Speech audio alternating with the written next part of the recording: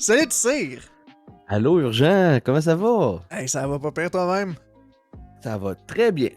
That's it! Écoute, aujourd'hui, on est réunis pour faire l'intro de notre dernier épisode de l'Urgent Tire Show qu'on a fait. C'est l'épisode 8 de la deuxième saison. Oui, dans lequel on a reçu Velstad, a.k.a. Guillaume, un lead character artist qui a travaillé sur des licences phares comme Far Cry. T'as-tu vu le jeu de mots? Ouais. Far Cry et qui travaille présentement pour le prochain BioShock.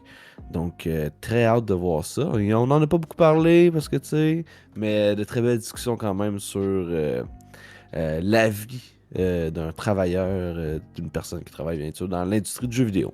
Tout à fait. Non, pour elle, c'était vraiment intéressant. C'était une perspective très terre à terre, très dedans, là, tu sais, très c'est ça, dans les équipes directement. Puis un des sujets qu'on a parlé, notamment, c'est la charge de travail des AAA versus dans un studio indie. Et un peu, évidemment, ce qui était un lead character artist et comment on en est arrivé là et tout et tout. Pour vrai, c'était vraiment intéressant. Merci, Guillaume, de t'avoir prêté au jeu. Et ben pour ceux qui écoutent ce podcast en rediffusion sur YouTube et ou Spotify et ou autres réseaux, ben merci, n'oubliez pas de venir nous suivre sur tous ces réseaux-là, de liker, laisser des commentaires, on est ouvert à la critique constructive. Absolument. Ben oui, toujours. Donc sur ce, bonne écoute. Bonne écoute. C'est ça.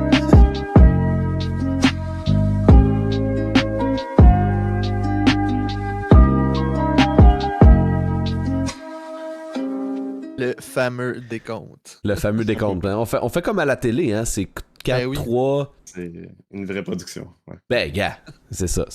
On cherche quelqu'un s'il veut faire la prod. Ben oui, toujours. Ben, bonjour Guillaume, bienvenue à l'Urgent Tire Show, l'épisode 8 de la saison 2. On est super content de te recevoir. Ben, tout d'abord, je te demanderais comment ça va? Ça va bien, et vous? Ben oui, ça va bien. Mais... Comment va ça? Toi, Urgent, ça va bien aussi? Ben oui, on en a parlé, ben oui. Oui, mais je sais, mais tu sais, pas dans le vrai podcast qui va être enregistré. On répète un peu ici, là, bien sûr. Là. Je te laisse aller, peut-être, Urgent? T'as l'air d'être... Ben, ok, ben oui.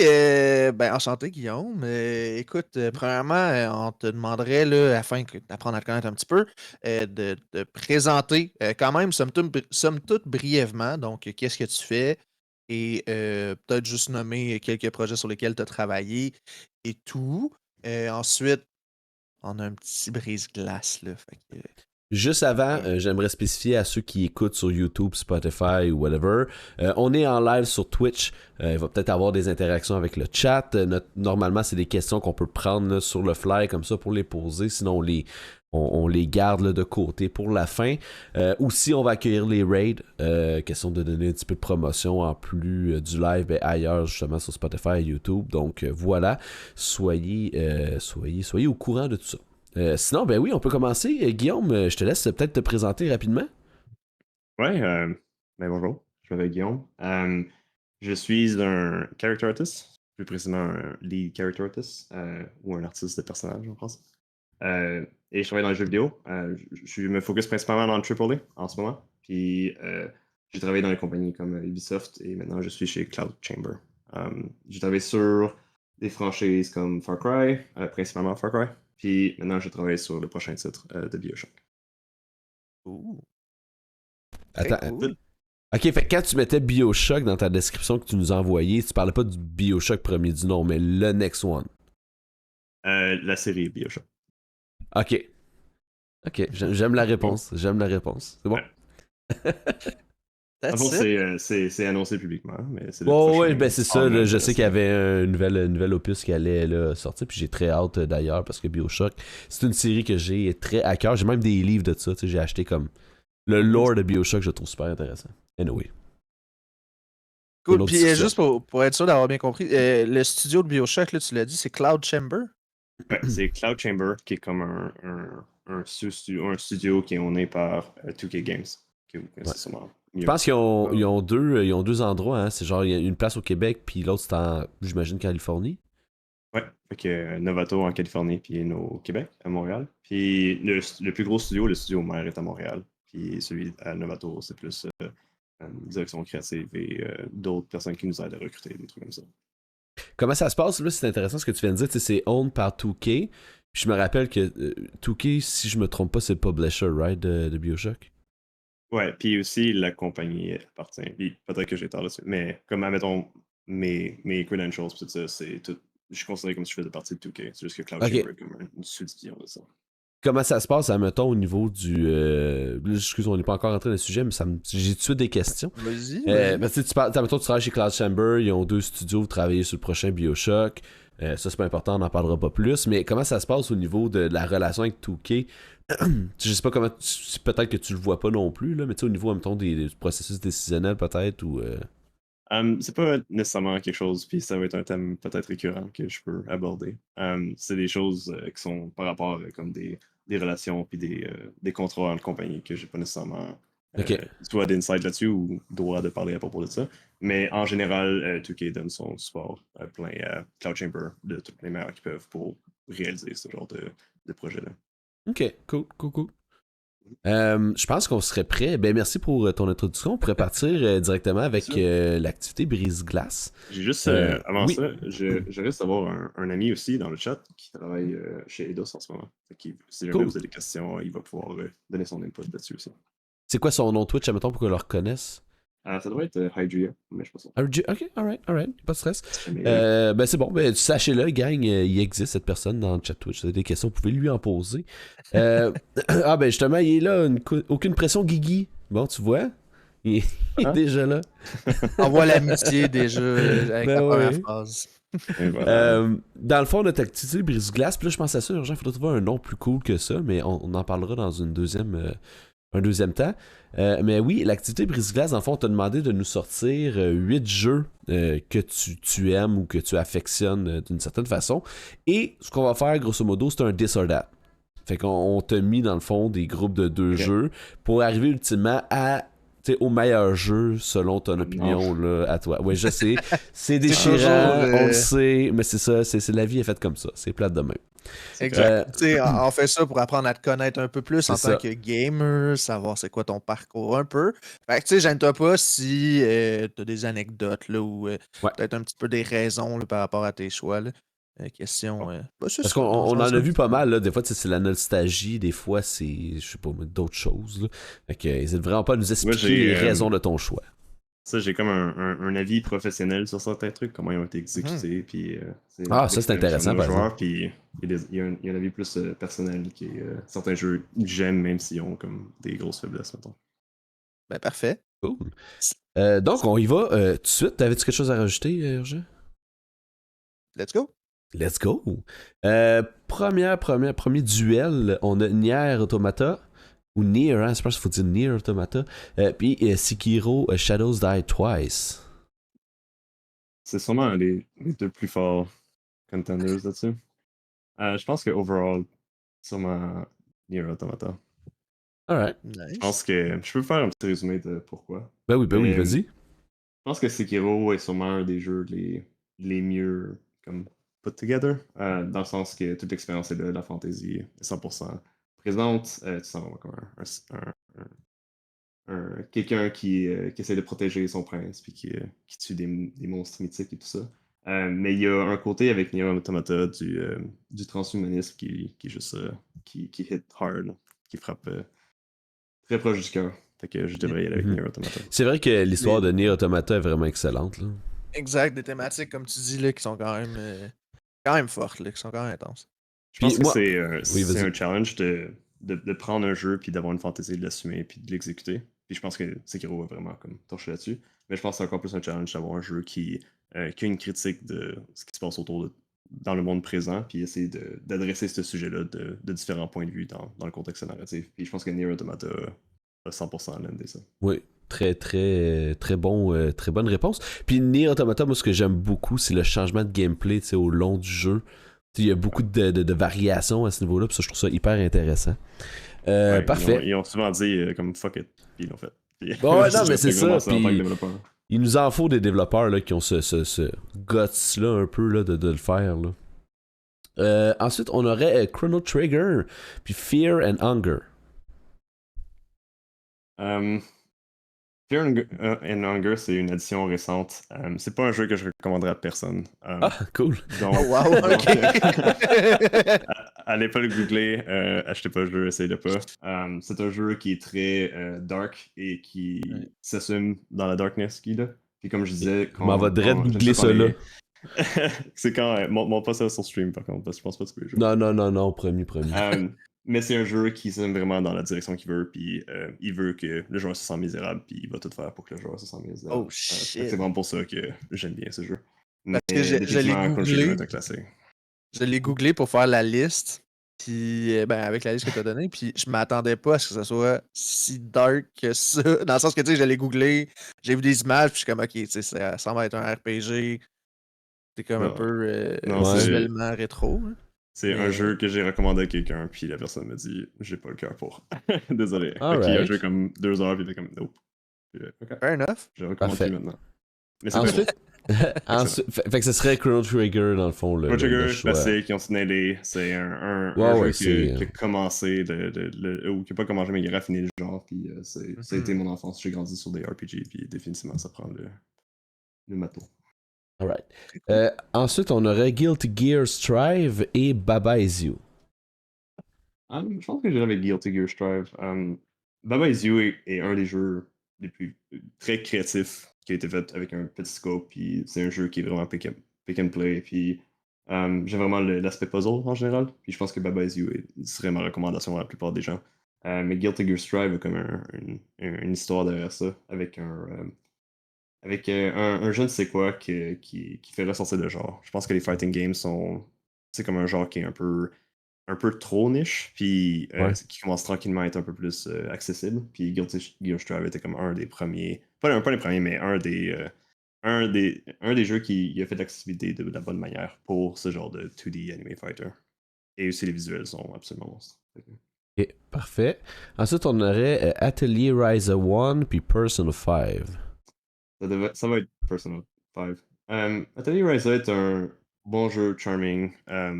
Overall, tu fais juste te promener, puis tu ramasses des ingrédients, puis t'es juste une alchimiste qui veut sauver son village. C'est vraiment quelque chose de basic, mais la loop de gameplay de vouloir crafter des trucs, puis ensuite de l'explorer, puis de commencer à feed l'un dans l'autre, je trouve ça vraiment intéressant et rafraîchissant.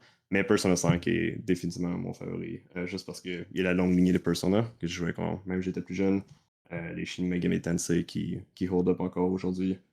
Puis juste l'exécution de Persona 5 est juste. Cool, ben c'est la matching.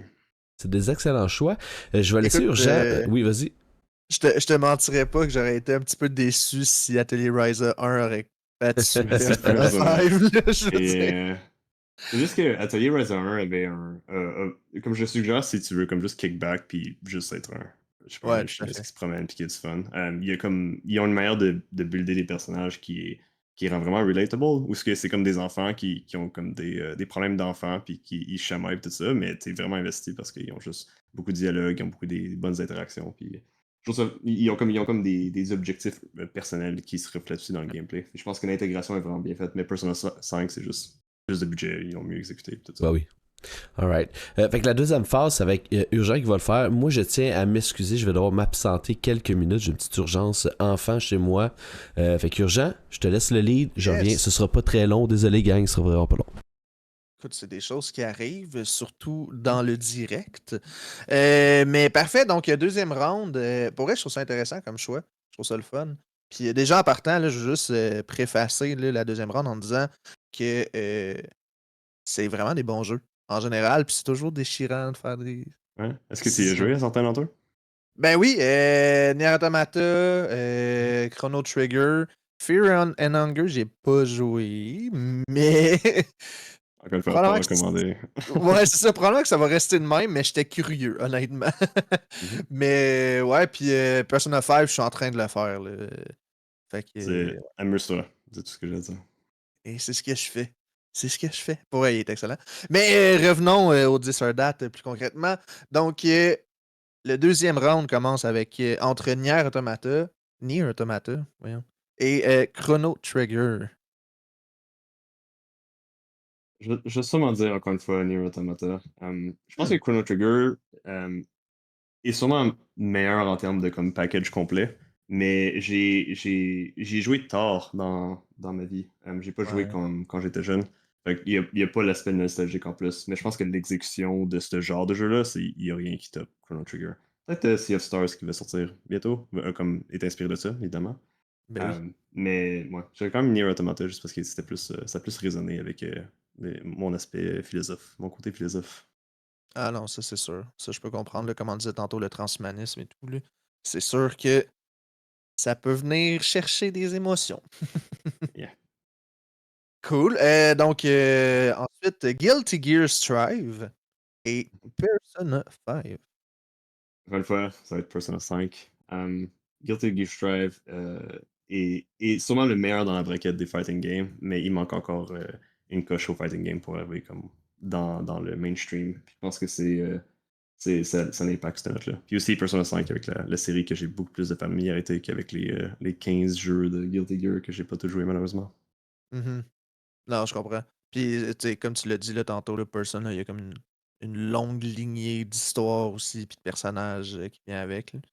Fait Ouais, que, puis ils ont aussi, tu sais, j'ai mentionné plus tôt que il abordait comme le transhumanisme de Nier abordait comme des sujets un peu plus actuels. Je pense que ouais. Persona fait la même chose avec, surtout le 5, où c'est moins comme une école avec une affaire weird qui se passe, puis tout le monde investigue. C'est vraiment comme, non, non, il y a des gens corrupt en haut, puis ça serait Ouais, cool d'avoir les pouvoirs pour les enlever de leur position de pouvoir.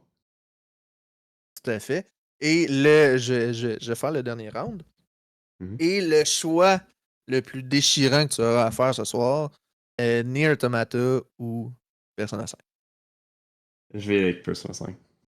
Je pense que Nier Automata, encore une fois, est comme top, mais il y a des trucs qui pourraient être améliorés sur, sur quelques aspects. Tandis que Persona 5 est comme il n'y a pas juste comme le jeu, mais il y a la franchise derrière qui vient tout renforcer ça. Je pense que c'est un peu overboard avec les nombres d'itérations qu'ils en font avec Royal, Scramble, le mobile game, tout ça, Ouais. mais quand même, je pense que l'essence du jeu représente beaucoup de ce que j'aime. Très cool. Puis je suis surpris à chaque fois qu'on fait ça. Quand on demande les listes à nos invités, il y a quand même beaucoup de RPG ou de JRPG, beaucoup plus que je pensais. Je pensais que c'était plus niche ou plus. Je sais pas. C'est juste une question de l'époque. Tu sais. Peut-être, effectivement. Mais c'est souvent Effectivement. des classiques, justement, comme Chrono Trigger, comme Final Fantasy Ouais. VII de ce monde, ce genre de trucs-là. Là. Fait que ça aide aussi quand c'est. Tu sais, je veux C'est dire, en quand tout cas, t'es. surtout qu'on rejoint on rejoint du monde quand même, là, je vais dire de notre âge, sans préciser, mais tu sais, PS1 puis tout, là, fait que tu sais, des vieux classiques, ou même SNES ou whatever, là, tu sais, rétro qu'on a tout un peu joué, là. Tu sais, puis là, quand j'étais jeune, c'était Final Fantasy, j'avais du temps libre, puis Mhm. j'avais accès à un Game Boy, fait que je jouais vraiment beaucoup à ça. C'est comme ça que j'ai eu mon amour pour les RPG. Fait que c'est peut-être comme ça que ça vient pour les autres personnes à qui tu parles aussi. Probablement. Probablement. L'aspect nostalgique et tout. Là. J'ai-tu manqué des choix RPG, déchirants pendant la deuxième phase? c'est tous des choix déchirants, Ouais. effectivement. Ouais, c'est ça qui arrive, hein? Désolé, on est de même ici. Déchirant. Oui, C'est ça que tu veux on est dire. déchirant ici, on est déchirant. On est polarisant. Non, c'est ça. Ben cool, ben merci. Donc, grand gagnant Persona 5. Merci de t'être prêté au jeu.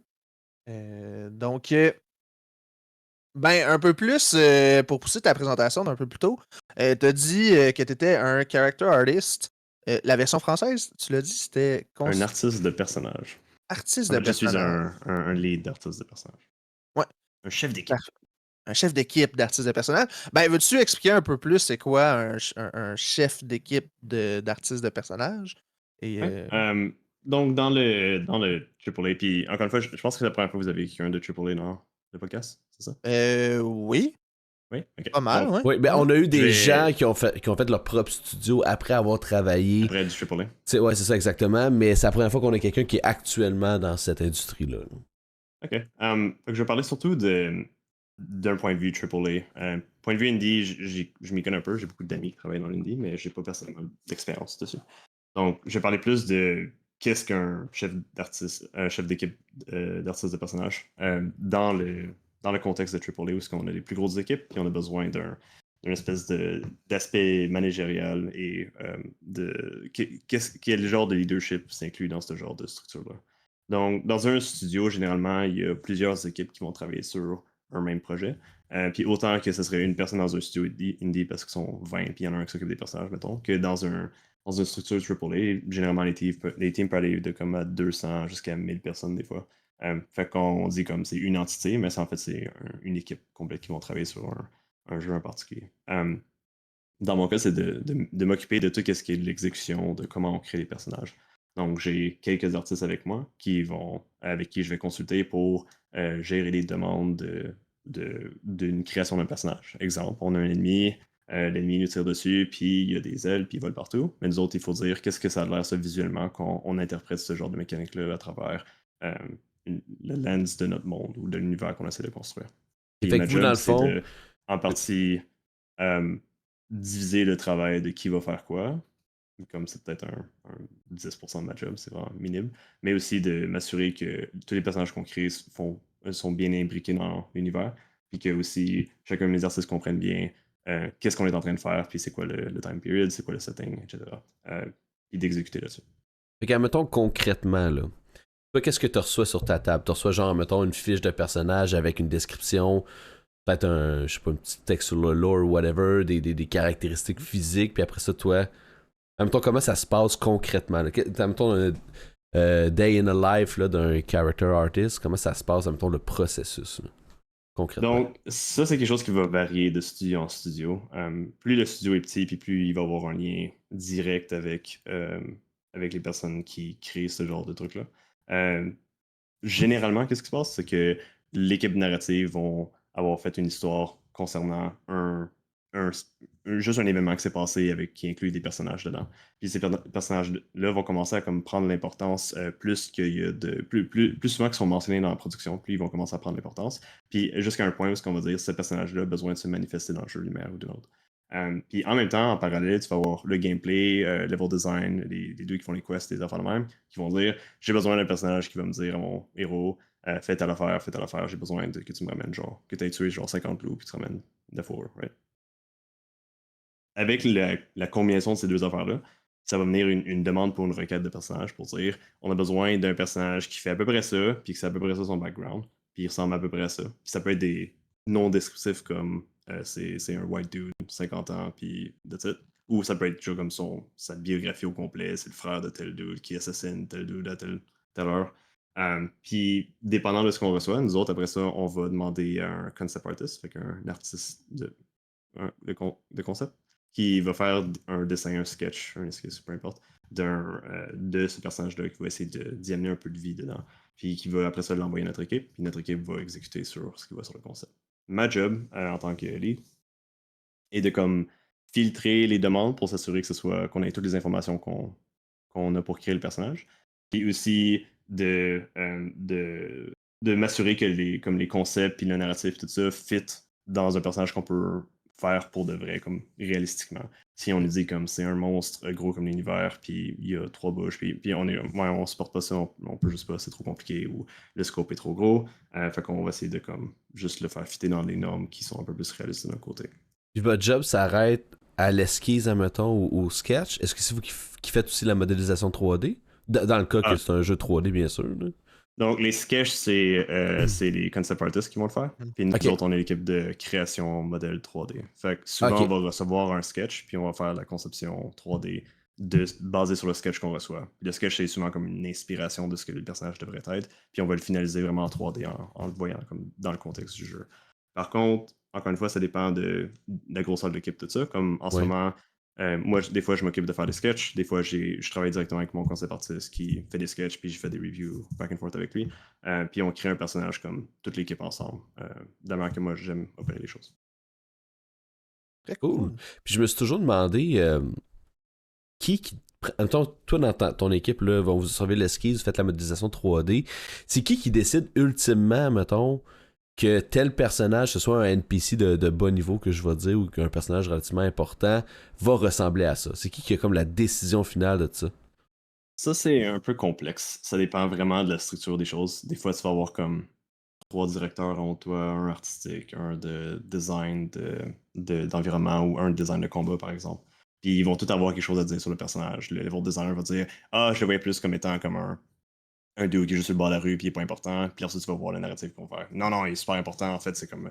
C'est le final boss, là. C'est le frère du final boss, whatever. Puis après ça, tu vas voir l'autre dude, le directeur artistique va juste dire comme, ah, mais il est juste. Il est pas là tant beau, rajouter une barbe, puis.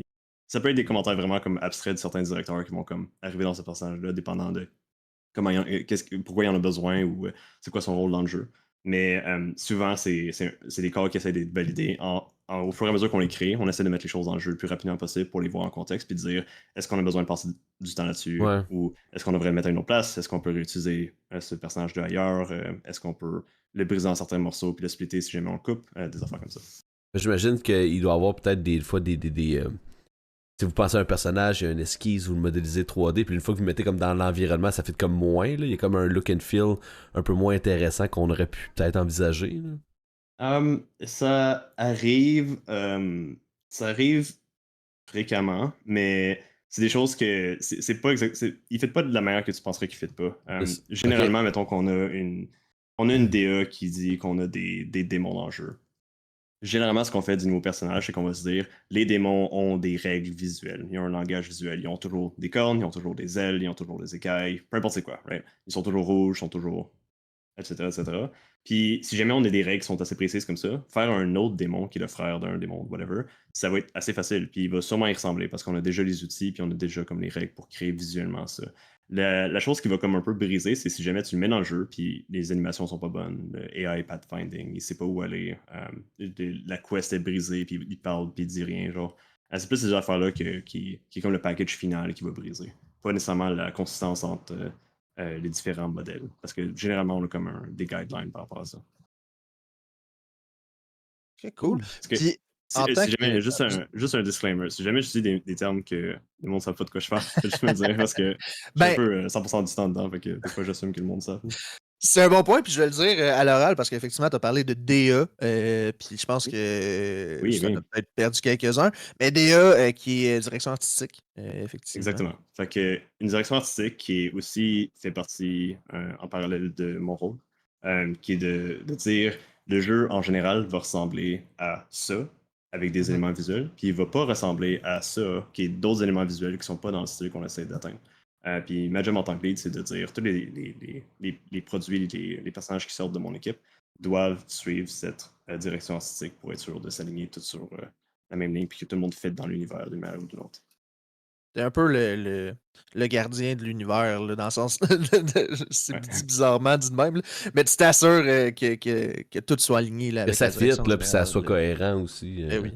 Ouais, puis Puis, c'est une job qui est quand même difficile des fois parce que les guidelines sont comme. ouais. Plus il va y avoir de gens qui vont travailler sur un projet, puis plus il va y avoir de nuances dans comment les gens vont interpréter la direction artistique. Donc c'est important d'avoir des documents clairs. Puis ça fait partie de ma job en tant que lead de dire à mon team ça c'est de la DA, puis c'est pas ça, parce que si vous faites ça, ben il va falloir refaire du travail. Fait que donner des Ouais, guidelines ben, clairs, puis si jamais ça passe pas, c'est ma responsabilité là-dessus. Y en tout a-tu à fait. Puis, plusieurs comme. Ah, excuse, vas-y, Urgent. ben, j'allais dire, puis en tant que lead, justement, puis peut-être plus précisément avec euh, le studio dans lequel tu travailles, on parle d'une équipe de combien, à peu près? Ton équipe, là, ou. Je peux pas parler de la grosseur de mon Ah, équipe ok. actuelle, Parfait. mais je dirais qu'en général, les équipes de character artists pour les productions AAA peuvent aller de comme 2-3 personnes à comme 15-16 si le projet est comme 1000 personnes et plus. Mais généralement, c'est pas une team qui est si grosse que ça. Cool. C'était dans le même sens ma question, fait que c'était parfait.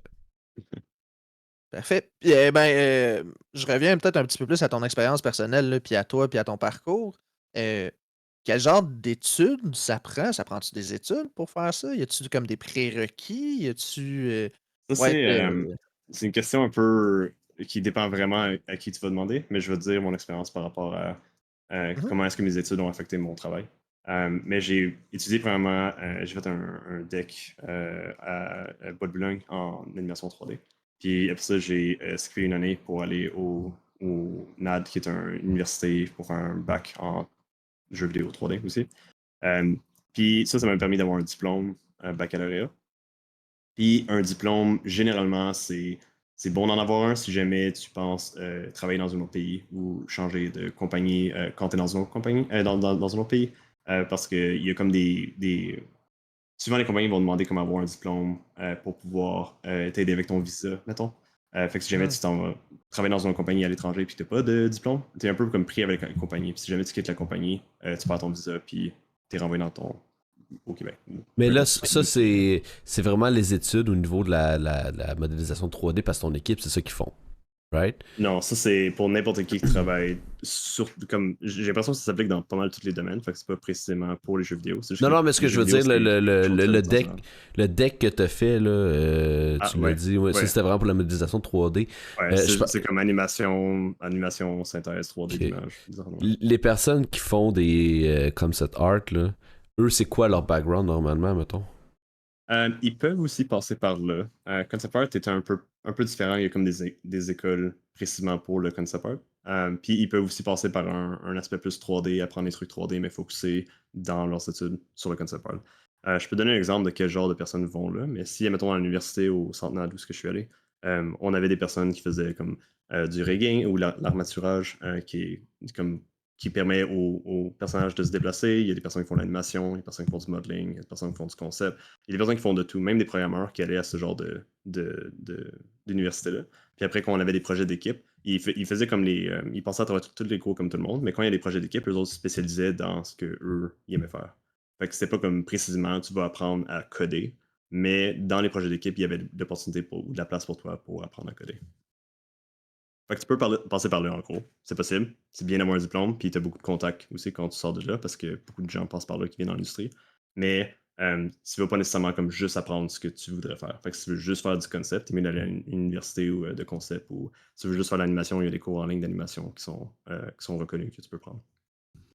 Ben, puis ça, je trouve ça intéressant ce que tu viens de dire, puis je vais tout de suite faire un saut vers un des sujets que tu voulais traiter, c'est-à-dire là, la diversité, je vais l'interpréter comme ça, là, mais tu pourras me revenir, là, mais la diversité de compétences nécessaires dans le domaine du jeu vidéo.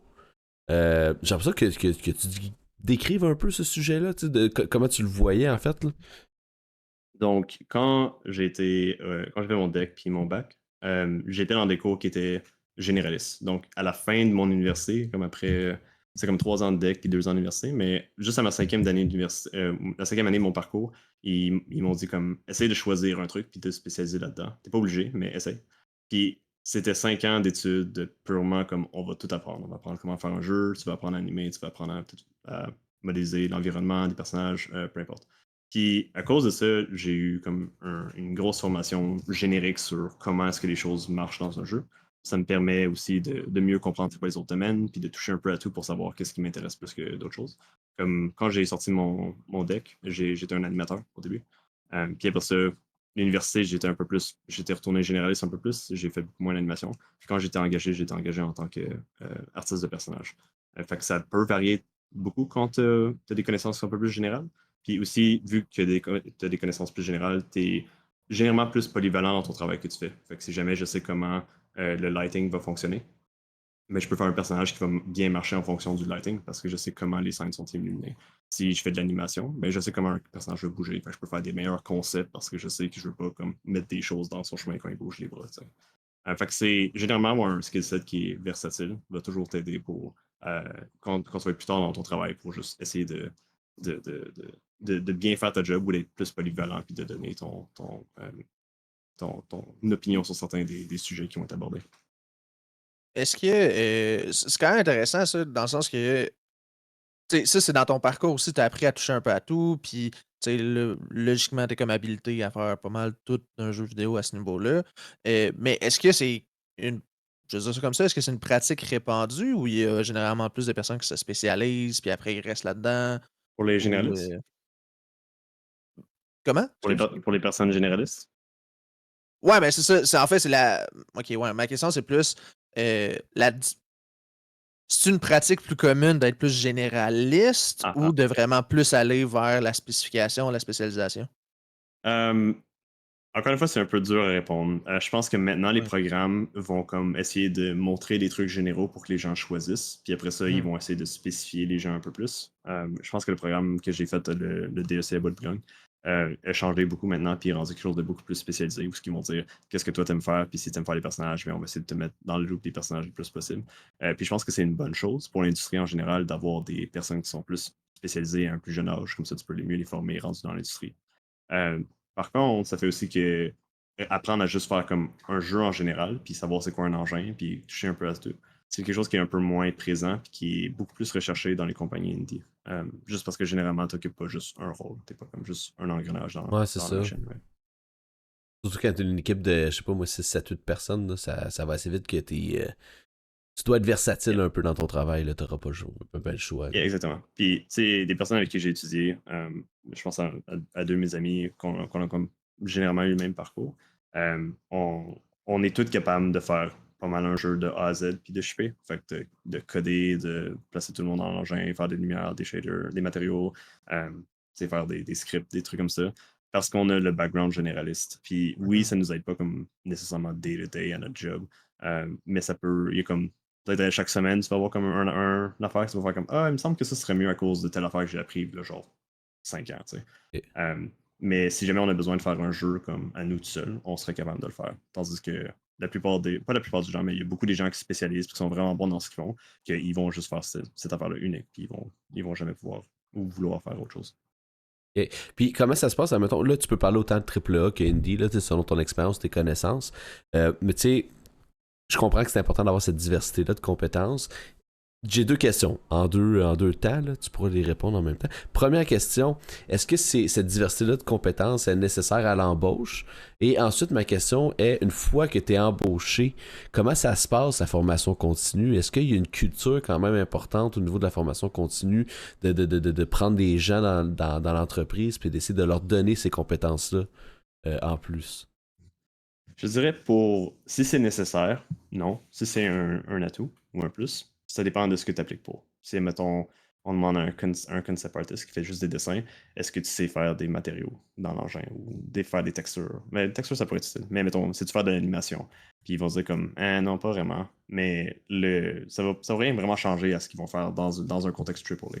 Dans un contexte indie, c'est sûr que ça va les aider parce qu'ils ont peut-être besoin de quelqu'un qui fait de l'animation et des dessins, right? Mais dans un contexte AAA, ça ne change pas grand-chose, sauf que ça peut être un plus dépendant de la job. Exemple, quand j'étais engagé pour faire les personnages, j'étais vraiment pas bon pour faire des personnages, comme vraiment à chier. Right? Mais j'avais un vraiment bon sens technique de c'était quoi qui construisait un personnage. J'ai fait beaucoup de recherches, écouté des talks, fait comme fait des shaders par moi-même, des affaires comme ça, des trucs techniques pour les personnages. Puis c'est ça qui m'a eu ma job, parce que j'étais plus versatile que de juste faire des personnages, même si j'étais pas super à faire des personnages. Puis quand je suis rentré dans l'industrie, je suis rentré dans cette position-là parce qu'il y avait besoin de quelqu'un qui faisait exactement ce que je faisais on the side, qui était de juste faire de la recherche sur les personnages, et non genre faire la modélisation de personnages directement. Fait que ça peut être un atout, c'est bien, mais ça dépend de c'est quoi la job que tu appliques pour. Si tu sais faire du game design, puis que tu as un side hustle de faire des personnages, ben c'est plus ou moins relié. C'est cool d'avoir, puis ça peut être intéressant comme dans quelque chose d'indie où ils ont besoin des deux, mais généralement c'est plus ou moins important.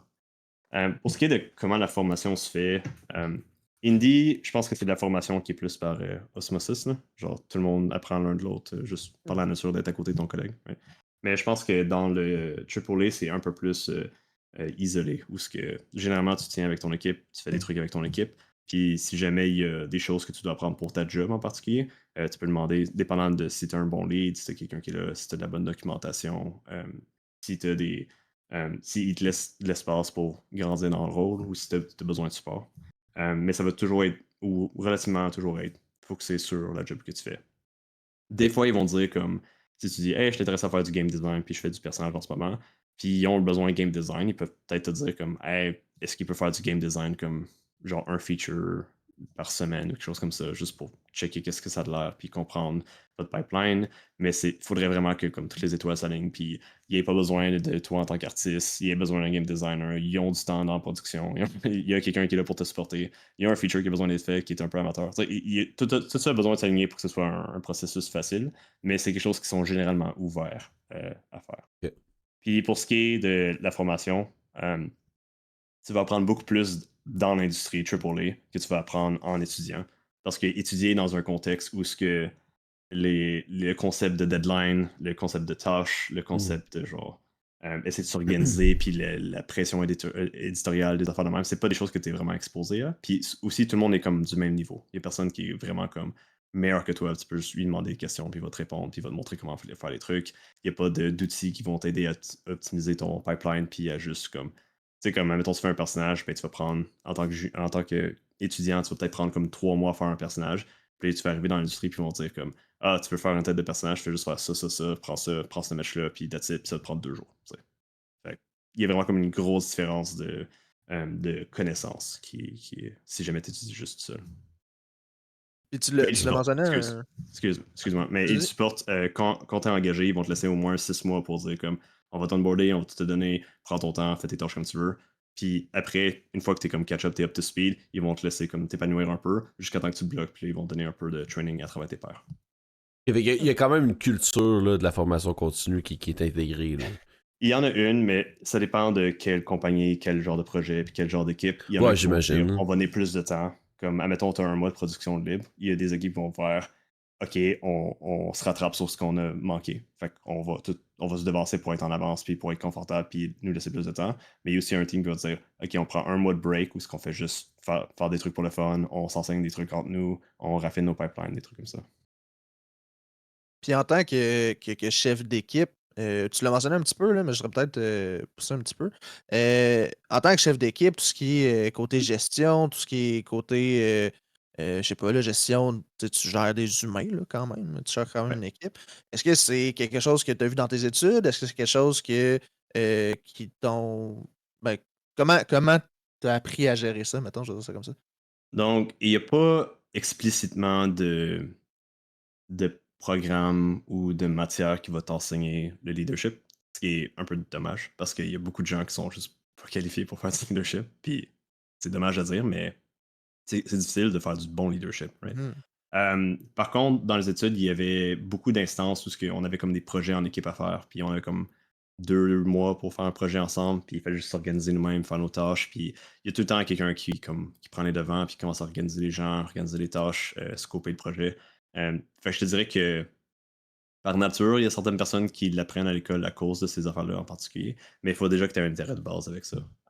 Souvent, l'aspect gestion, c'est soit des choses qu'on va te demander dans l'industrie en tant que production, genre ah, maintenant tu t'occupes des feuilles de temps de telle personne. Fait que ça veut dire que cette personne-là va faire de quoi, la feuille de temps va venir à toi, puis toi, il faut que tu remplisses. Maintenant, il faut que tu fasses des évaluations. Fait que là, on va t'envoyer une feuille d'évaluation qu'il faut que tu remplisses pour comment est-ce que les gens ont performé, puis tout ça. C'est bon si tu organises des one-on-one pour parler à tes gens à chaque mois pour juste dire comme hey, comment tu vas? Qu'est-ce que tu veux parler aujourd'hui? Tu veux parler de jeux vidéo? Tu veux juste rant sur quelqu'un d'autre? C'est quoi tu veux faire? Tu sais? Fait que c'est des choses qui sont pas, sont pas enseignées nulle part, mais au moins les compagnies générales vont dire ça, c'est le minimum que tu dois faire. Puis après, moi, ce que je suggère, c'est de juste parler aux personnes qui répondent à toi, puis de juste dire comme hey, qu'est-ce que tu as besoin? Tu as besoin de support? Tu as besoin de formation? Y a-t-il quelque chose qui t'intéresserait à faire? As-tu des tâches que tu aimerais que je te donne? As-tu des opinions sur le projet? As-tu joué au jeu? Des choses comme ça. C'est cool. Intéressant. Euh, je me demandais, là, ben, tu sais, comme, je pense que ça peut faire le lien un peu avec le workload que tu parlais là, entre le indie puis le triple A. Au niveau là, du character artist, là, comment ça fonctionne? Tu sais, je veux dire, euh, toi, est-ce que tu es tout seul comme lead character artist dans ton équipe? Ou est-ce qu'il y en a plusieurs leads? Puis j'imagine que dans l'indie, souvent c'est une personne qui fait 8 jobs, là, mais tu sais, mettons qu'on parle dans ton contexte à toi. Là. Souvent, le AAA est surtout plus shapé en pyramide, c'est un peu moins flat Ouais. que comme dans l'indie. Fait que tu vas souvent avoir comme une couple de gens qui vont être en bas, puis après ça, ils vont avoir quelqu'un par-dessus eux, puis quelqu'un par-dessus eux.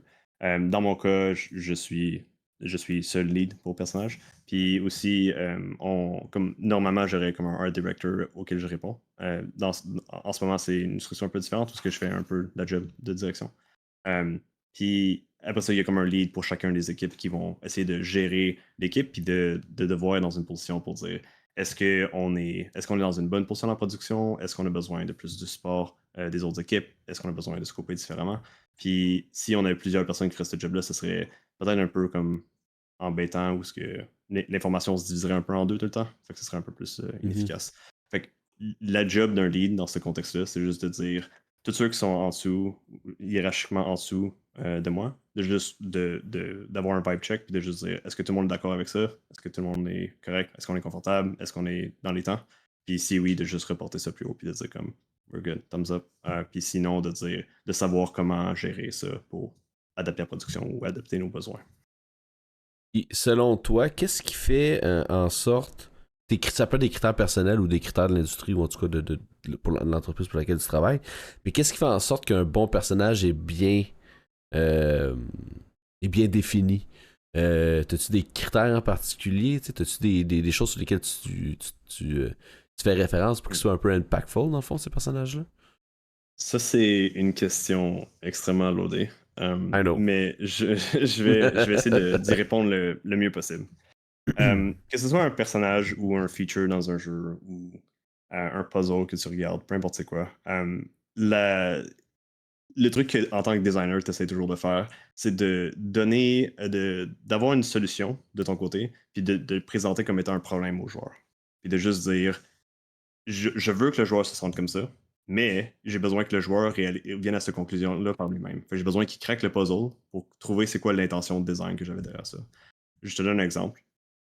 Si jamais il y a un puzzle où ce que tu fais juste marcher en ligne droite puis tu arrives à la fin. C'est pas vraiment un puzzle, il n'y a pas d'obstacle, il n'y a pas de manière de passer à l'entour de ça. Mais si tu montres clairement au joueur, hey, il y a une clé il y a une clé dans cette section-là, puis il y a une porte qui est barrée, le joueur va commencer à comprendre qu'il doit aller chercher la clé pour débarrer la porte. Mais tout au long de cette expérience-là, le designer, lui, il savait déjà ce qu'il voulait faire. Il voulait faire un puzzle pour que le joueur passe à côté. Créer un personnage est un peu similaire à ça, où on a une intention de design. Comme je t'ai dit, on reçoit comme les éléments du narratif, on reçoit les éléments du gameplay. Puis nous autres, il faut que visuellement, du premier coup, quand tu regardes un personnage, tu comprennes c'est quoi sa fonction dans le jeu. Un exemple, en fait, l'exemple classique, c'est toutes les boss de Zelda. Genre, tu regardes le boss, puis il fait de la merde, il twerk, puis après ça, à un moment donné, tu vas voir un gros œil rouge qui va popper.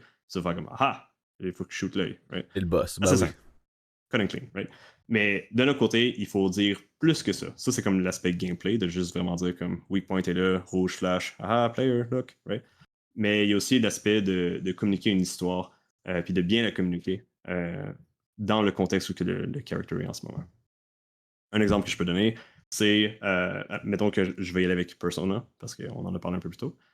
Persona est comme le style animé, fait que tous les personnages vont avoir un rendu animé. Fait qu'on n'a pas besoin de se poser des questions là-dessus, on sait déjà ça ressemble à quoi. Il y a un style précis où il y a des proportions dures, des affaires que ça, que le concept artist là-bas il a choisi. Fait qu'on on va assumer que tout ça est déjà établi, right? Après ça, il faut regarder, mettons, Ryuji ou On, puis de dire ces personnages-là, ils ont une histoire, ils ont une personnalité, puis ils ont un background. Comment est-ce qu'on va interpréter ça, puis de dire aux joueurs comme à première vue d'œil, right? Ryuji, c'est un délinquant, fait qu'il va avoir le spiky hair, il va être blond parce que c'est un peu comme ça contraste la norme. Il va avoir comme une posture un peu plus penchée parce qu'il est comme c'est un ruffian, je sais pas comment ça dire. C'est C'est un petit bâtard. Bob. C'est ça. C'est ça, il n'arrête pas d'argumenter avec les personnes d'autorité parce qu'il est vraiment contre ça. Puis c'est là que tu le vois qu'il essaie de défier la société autour de lui. C'est pour ça que toi, tu relates aussi facilement. Ou même le protagoniste de Persona 5, la raison pourquoi il est aussi bland, puis il y a juste une lunette qui cache ses yeux de temps en temps, c'est pour qu'il ait le moins de personnalité possible pour que le joueur s'associe puis il se voit dans le protagoniste. Right? Puis Et encore là, ça c'est dans le contexte où c'est dans un Japon, là, dans un Japon connu. Tu sais, justement, là, tu parlais des traits de, de, de, de- j'ai oublié son nom, là, mais celui qui est le rebelle, là, Ryuji, Ryuji. c'est ça? Ouais, c'est ça. Tu sais, c'est des traits qui sont propres au Japon, tu sais, dans cet univers-là, dans ce contexte-là. Fait que ça revient, il faut vraiment bien maîtriser là, Ouais, exactement. Puis aussi, ils ont, tu sais, c'est basé sur Shin Megami Tensei, qui est la Mhm. franchise avec tous les démons. Fait qu'ils doivent intégrer les démons dans leur deuxième monde, ou dans le monde de l'app qu'ils utilisent. Ouais. Puis dans ce monde-là, ben Ryuji, tu sais, il incarne Captain Kid, puis il a son persona, c'est Captain Kid, mais Captain Kid est censé les représenter aussi d'une certaine manière. Fait que toujours les corrélations que tu peux faire, puis essayer de dire ça à première vue au player, c'est ça qui est important dans le design du personnage. Il faut que en 5 secondes, quand tu regardes le design, tu comprennes exactement tout ce qu'ils sont censés faire. Puis si tu comprends pas, c'est une faute niveau design des personnages, de dire qu'ils n'ont pas assez pensé à comment est-ce que ce personnage devait être intégré. Il est un peu mélangeant quand tu le regardes. Ces trucs-là, il faut essayer de les clarifier dans l'état du concept pour que quand tu arrives dans le jeu, ce soit comme clear as day. Est-ce que, par rapport à ça, là, est-ce que c'est quelque chose qui se fait ou quelque chose tu sais, dans le sens, comment tu fais pour vérifier que vraiment, en le regardant rapidement, tu catches tout ça. Parce que c'est toi qui l'as conçu, c'est toi qui l'as fait. Tu sais, fait que tu demandes à quelqu'un qui a aucun de ces backgrounds-là, tu fais genre hey, il ressemble à quoi? Puis là, tu sais. Ouais, c'est exactement ça. Ouais. Souvent, mettons que tu as un jeu puis tu veux savoir si c'est le fun, ou si le monde comprenne ton puzzle, qu'est-ce que tu fais? Tu le mets dans les mains du joueur, puis tu le laisses essayer, right? Même chose que si je fais un dessin de mon côté, ben, je vais souvent demander à quelqu'un qui est juste à côté de moi, comme, hey, t'en penses quoi du dessin? Puis ici, il fait comme, la tête a de l'air trop grosse, ou quelque chose comme ça. Puis tu sais, moi, je suis comme, ah non, la tête est pas trop grosse, c'est sûr que non. Puis là, je regarde, puis à un moment donné, comme 5 minutes plus tard, je vais faire comme, ouais, la tête est vraiment trop grosse, c'est quelque chose que je change, là. Fait que je pense que d'avoir des yeux vierges là-dessus, c'est toujours Je suis un peu curieux. Historiquement, là, peut-être dans ton parcours personnel là, et professionnel, ce serait quoi, mettons, top 2-3 personnages dans lesquels tu aurais participé à la création que tu es très très fier? Soit qui a été très important ou que whatever. Là. Il y en a qui viennent à l'esprit, mais je peux pas en parler. Ok, mais mettons des personnages déjà existants qu'on connaît. Là. Que j'ai participé à la création? Ouais. Ou pas, au Euh, final. Ou pas, ouais. il y en a un qui est intéressant. Si vous avez joué à Far Cry 6, il y a un chien dans le jeu là, qui s'appelle Chorizo. Oui. J'ai travaillé sur ce chien-là, puis ce qu'on nous a donné au début comme concept, c'était juste comme voici un concept d'un chien, puis faites-nous un chien en chaise roulante. Puis là, c'est comme ok, on sait un peu l'histoire, on sait un peu ce qu'il faut faire, mais on n'avait pas comme une idée vraiment précise de ce qu'il fallait faire. Euh, Puis après ça, on a commencé à explorer comme comment on peut donner plus de personnalité au chien. Puis il y a une chaise roulante. Pourquoi il y a une chaise roulante? On va essayer de comme rajouter un peu plus de personnalité là-dedans. Fait que là, on a été voir c'est qui le owner du chien. C'est qui son maître. Puis après ça, on a vu que c'était comme un dude qui fabrique des affaires. Puis il est très comme. C'est un mécano, basically. Fait que là, on dit, OK, mais qu'est-ce qu'on peut faire avec la chaise roulante pour l'attacher au mécano, qui est son maître, pour comme les associer les deux ensemble, puis quand ils sont les deux dans la même scène, tu peux voir qu'ils sont liés les deux ensemble. Fait que là, on a mis genre du tape dedans, des outils, c'est comme une boîte à outils, sa chaise roulante. Puis il y a genre une bouteille de whisky, il y a un chew toy, des affaires comme ça. Puis Et tout ça, c'est c'est des un... affaires qu'on a design on the fly. Puis c'est un chien saucisse. Qui est toujours de très bonne humeur, bizarrement. D'où le nom, notamment, là, chorizo en espagnol, c'est une saucisse. Là. Ouais. C'était l'idée narrative derrière ça. Puis nous autres, Cool. on a focusé sur l'exécution de ça. Personnellement, en tout cas, dans mon run de Far Cry 6, c'est tout à lui que j'avais à mes côtés. Ouais, nice. Je l'aimais beaucoup. T'en aurais-tu un deuxième, mettons? Deuxième. Ou un que t'as pas nécessairement participé, là, mettons, là, mais que personnellement, le personnage t'a marqué là, en général. Là. Je pense que c'est un peu difficile de.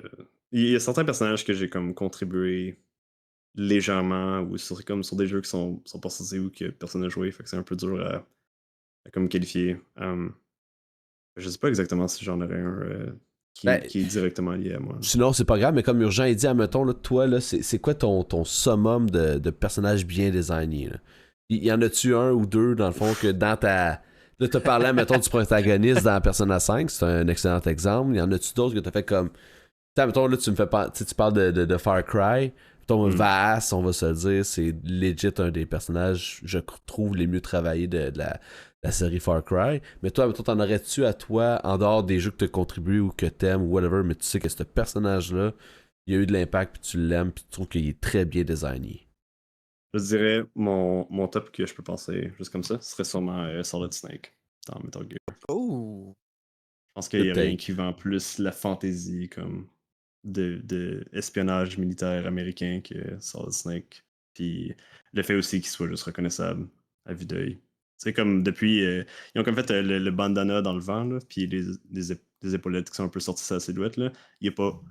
On a eu comme tellement de Call of Duty qui sont sortis, puis il n'y en a pas un qui réussit à faire un bandana sur quelqu'un qui a marché, parce que sinon il aurait tout de suite été associé à Solid Snake. Puis ça, je pense que c'est comme un. Ça l'atteste au pouvoir qu'il y a eu ce design-là. Intéressant. Comme qu'il y a vraiment genre un élément là, qui, comme tu dis, là, les autres peuvent pas se permettre d'essayer de reprendre ou peu importe parce que c'est trop associé. C'est ça, même chose que. C'est quoi Vulcan? Je ne sais pas c'est quoi son nom. Mais le dude avec le Première Nation avec le minigun, qui était un des boss dans Metal Gear aussi, c'est la même chose. Le seul Metal Gear que j'ai fait, moi, ça a été le 5, là, fait que j'ai pas... Le 5. Moi, le Je pourrais dire seul. Quiet, là, mais Quiet est assez iconique. Mais Ouais, mettons que c'est un Quiet est exemple. un petit peu trop iconique à Un mon peu trop goût. iconique, ouais. C'est comme dans le surréel, Ouais, c'est non, pas c'est le ça. même genre d'iconique. Ouais. Non, exactement. Ah, ben c'est intéressant. C'est vrai que Solid Snake, c'est un excellent choix. Très bien désigné, je suis d'accord.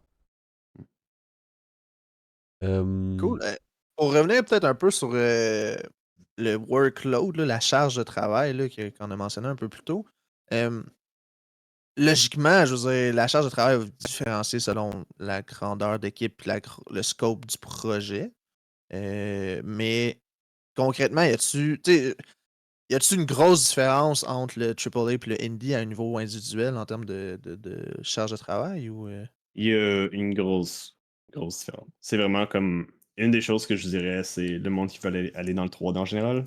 Il y a comme deux branches où ce que c'est. Ouais, en fait, la première branche, c'est plus veux-tu faire du multimédia, du film ou du jeu.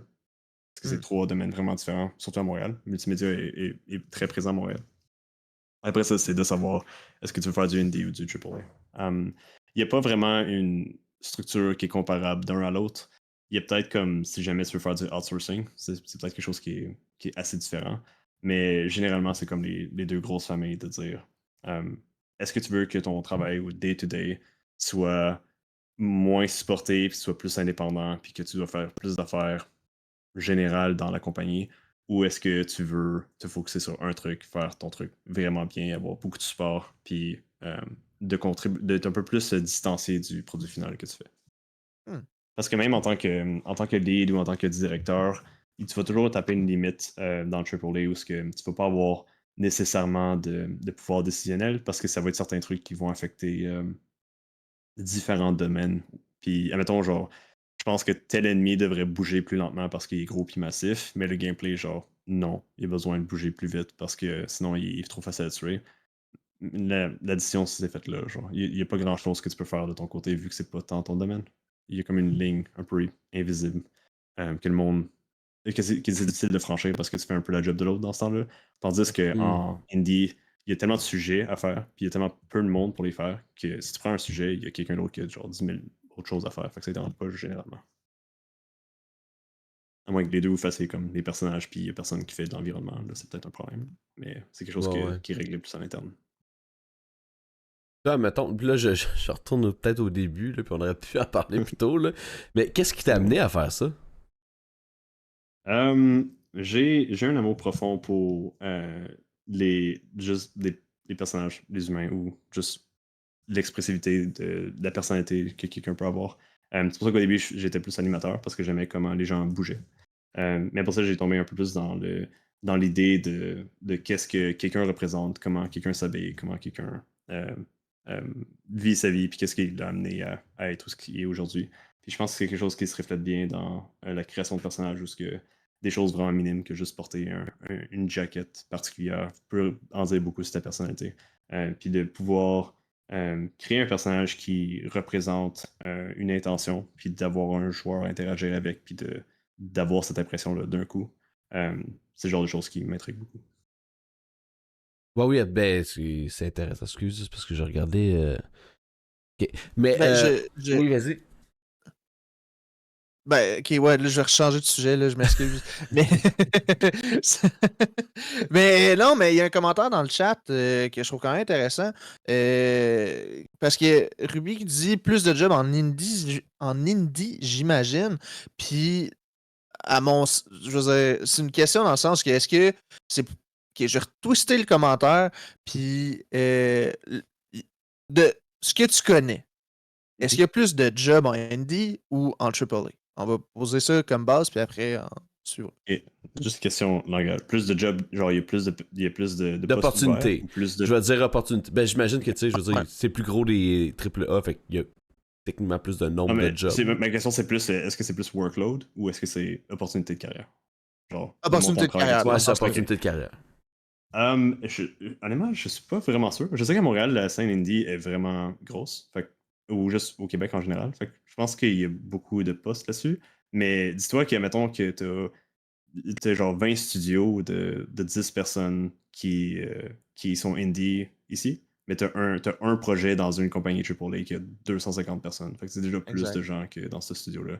Il y a beaucoup de genre jobs qui vont être connexes dans un projet que tu penserais pas nécessairement. Comme chez Ubisoft, on avait genre des interior designers, des personnes qui font des baristas, qui font du café, des janitors, des personnes qui s'occupent des plantes. Tu sais, il y a plein de jobs qui sont un peu connexes à ça, qui sont pas nécessairement reliés à la 3D ou juste tu fais de la programmation puis tu fais des websites. Ubisoft a besoin de quelqu'un pour Mhm. maintenir son website, de s'occuper des serveurs, des trucs comme ça. Fait que je pense qu'une plus grosse compagnie a généralement plus de demandes, puis plus de demandes variées. Puis tu sais, si tu veux faire des personnages en indie, faut que tu trouves une compagnie indie qui a besoin de quelqu'un qui fait des personnages que tu fais, genre des personnages 3D ou des personnages 2D dépendants. Puis tandis que dans une compagnie AAA, tu peux avoir comme 15, 20, 30 character artists qui sont juste toujours en demande, tu sais. Fait que, je sais pas, pour indie, je pense qu'il y aurait sûrement moins de personnes. Mais même dans l'industrie, des fois, c'est des demandes vraiment spécifiques. Fait que des fois, ils vont avoir besoin de personnes pour faire des personnages, puis des fois, ils vont pas en avoir besoin pendant comme 2 ans. Puis à un moment donné, ils vont en avoir besoin, tu sais. Ça va dépendre du marché. Ouais, puis de toute façon, tu sais, j'imagine que ça va par projet aussi, là. Euh... Ça va par compétence de celui qui applique aussi. Genre, Ouais, si t'es bon définitivement. généraliste, applique pas dans un AAA, il n'y a pas grand chose que tu fasses pogner. Il faudrait que tu aies comme une affaire vraiment spécifique pour dire comme je suis généraliste, mais je fais comme moi, mettons, je fais des personnages mieux que je fais le reste, puis on va comme OK, bon, on peut t'entraîner en tant que faire des personnages. Mais ce serait très niche.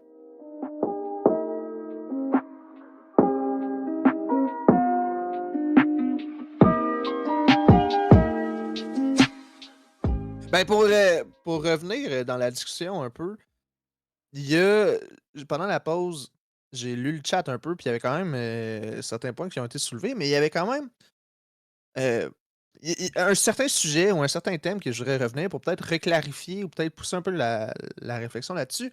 Je voudrais vraiment faire la distinction entre concept artist puis character artist. Vraiment, comment les deux s'emboîtent l'un dans l'autre, puis qu'est-ce qui vient, tu sais, un peu l'ordre et tout.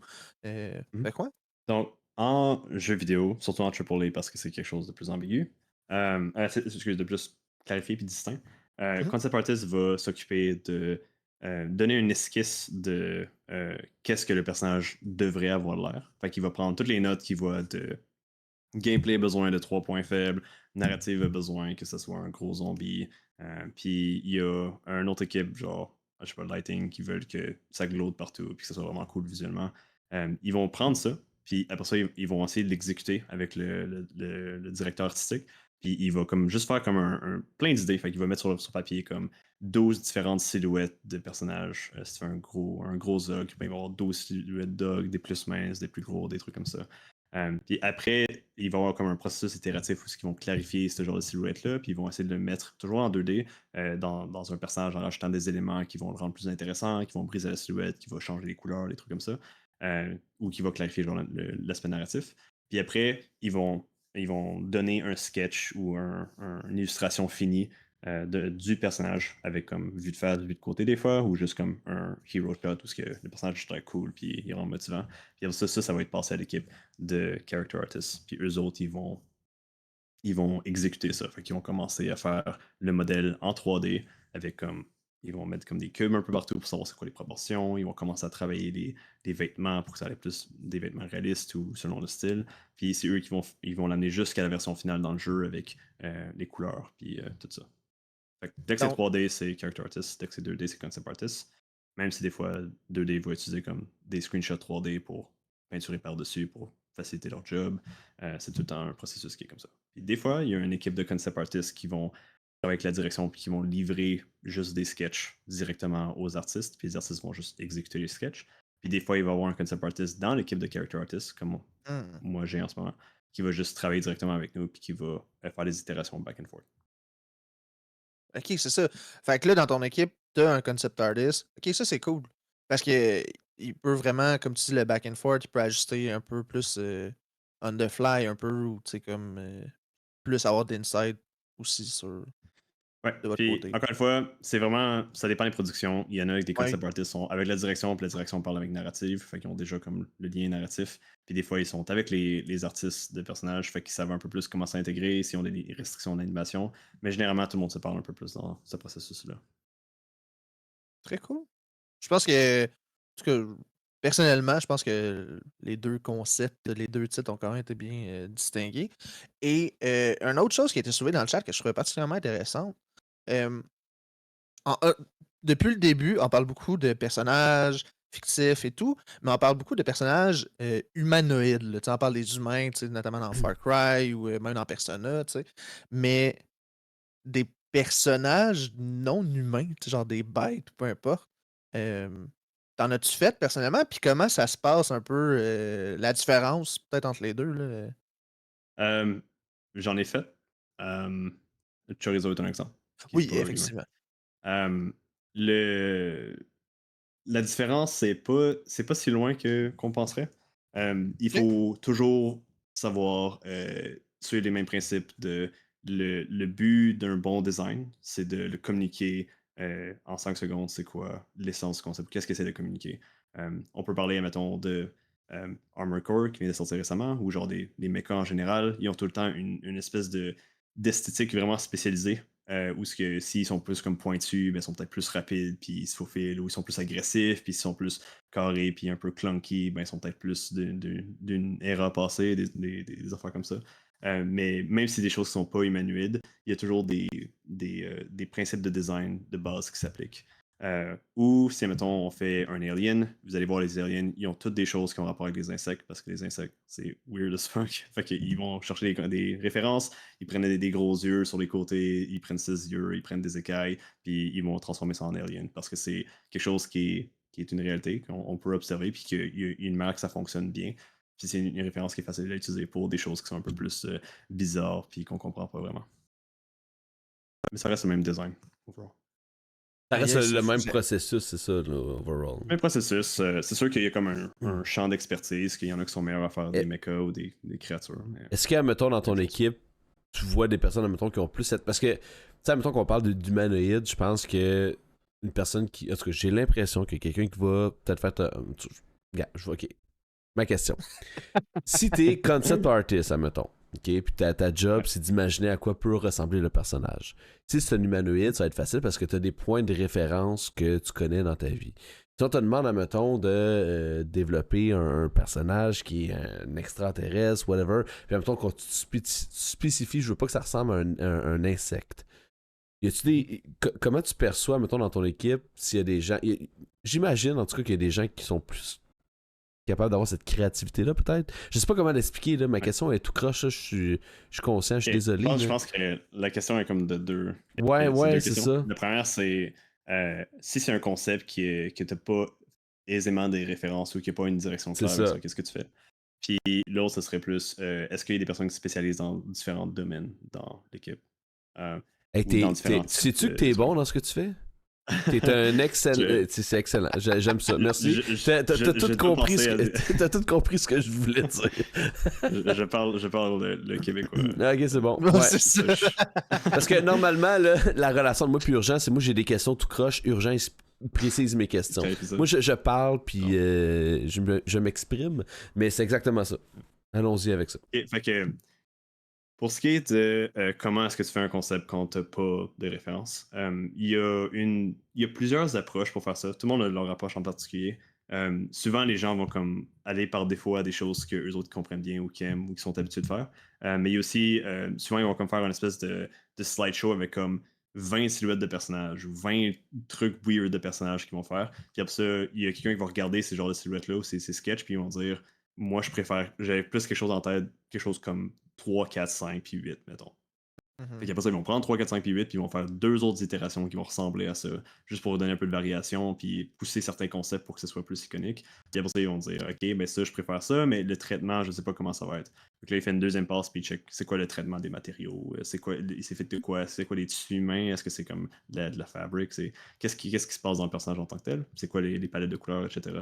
Fait que même si tu pars de absolument rien, il y a toujours comme des références externes que tu peux aller chercher. C'est là que le processus créatif devient intéressant, puis c'est pas tout le monde qui est capable de le faire instinctivement. Ça prend beaucoup de pratique. Fait que les concept artists, généralement, ils vont comme pratiquer leur skill en dessin pendant vraiment, vraiment longtemps. Puis ils vont arriver à un point où les skills de dessin, c'est plus le problème. C'est le fait d'arriver avec des nouvelles idées et puis d'arriver avec des bonnes idées. Right? Puis c'est là qu'ils vont commencer à comme plus explorer comment faire des variations de de concept sans rien. C'est comme l'idée, mettons, le syndrome de la page blanche, où ce que tu fais juste comme, tu sais pas quoi faire, tu sais pas quoi dessiner. Ben, pour briser ça, en tant qu'artiste, il faut que tu saches comment euh, quand même t'inspirer de certaines idées pour créer quelque chose de nouveau. Puis ça vient à la même chose que si jamais tu as besoin de faire un personnage, mais que tu comme aucun truc précis dessus, ben, fais des choses que tu aimes, fais des choses que tu vois comme référence, Google un truc, puis amène ça sur la page, juste pour comme te donner un peu d'argile pour commencer à sculpter. Tu sais. C'est juste pour avoir comme des outils que tu peux avoir accès.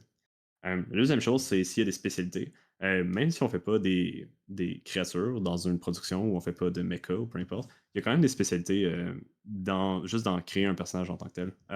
Par exemple, moi, je me spécialise plus en tête, puis en anatomie ou en corps humain, puis en pli de vêtements aussi. Ce qui est vraiment comme ça a l'air vraiment précis, mais c'est deux choses qui arrivent assez fréquemment dans la création de personnages.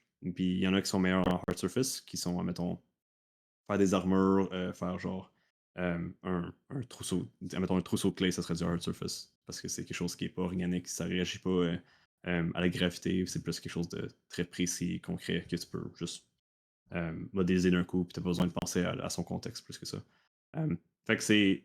Ou il y en a qui font des cheveux, par exemple. Il y a beaucoup d'artistes qui font juste des cheveux tout le temps, puis on les aime, on les adore parce que personne n'aime ça faire des cheveux, tu sais.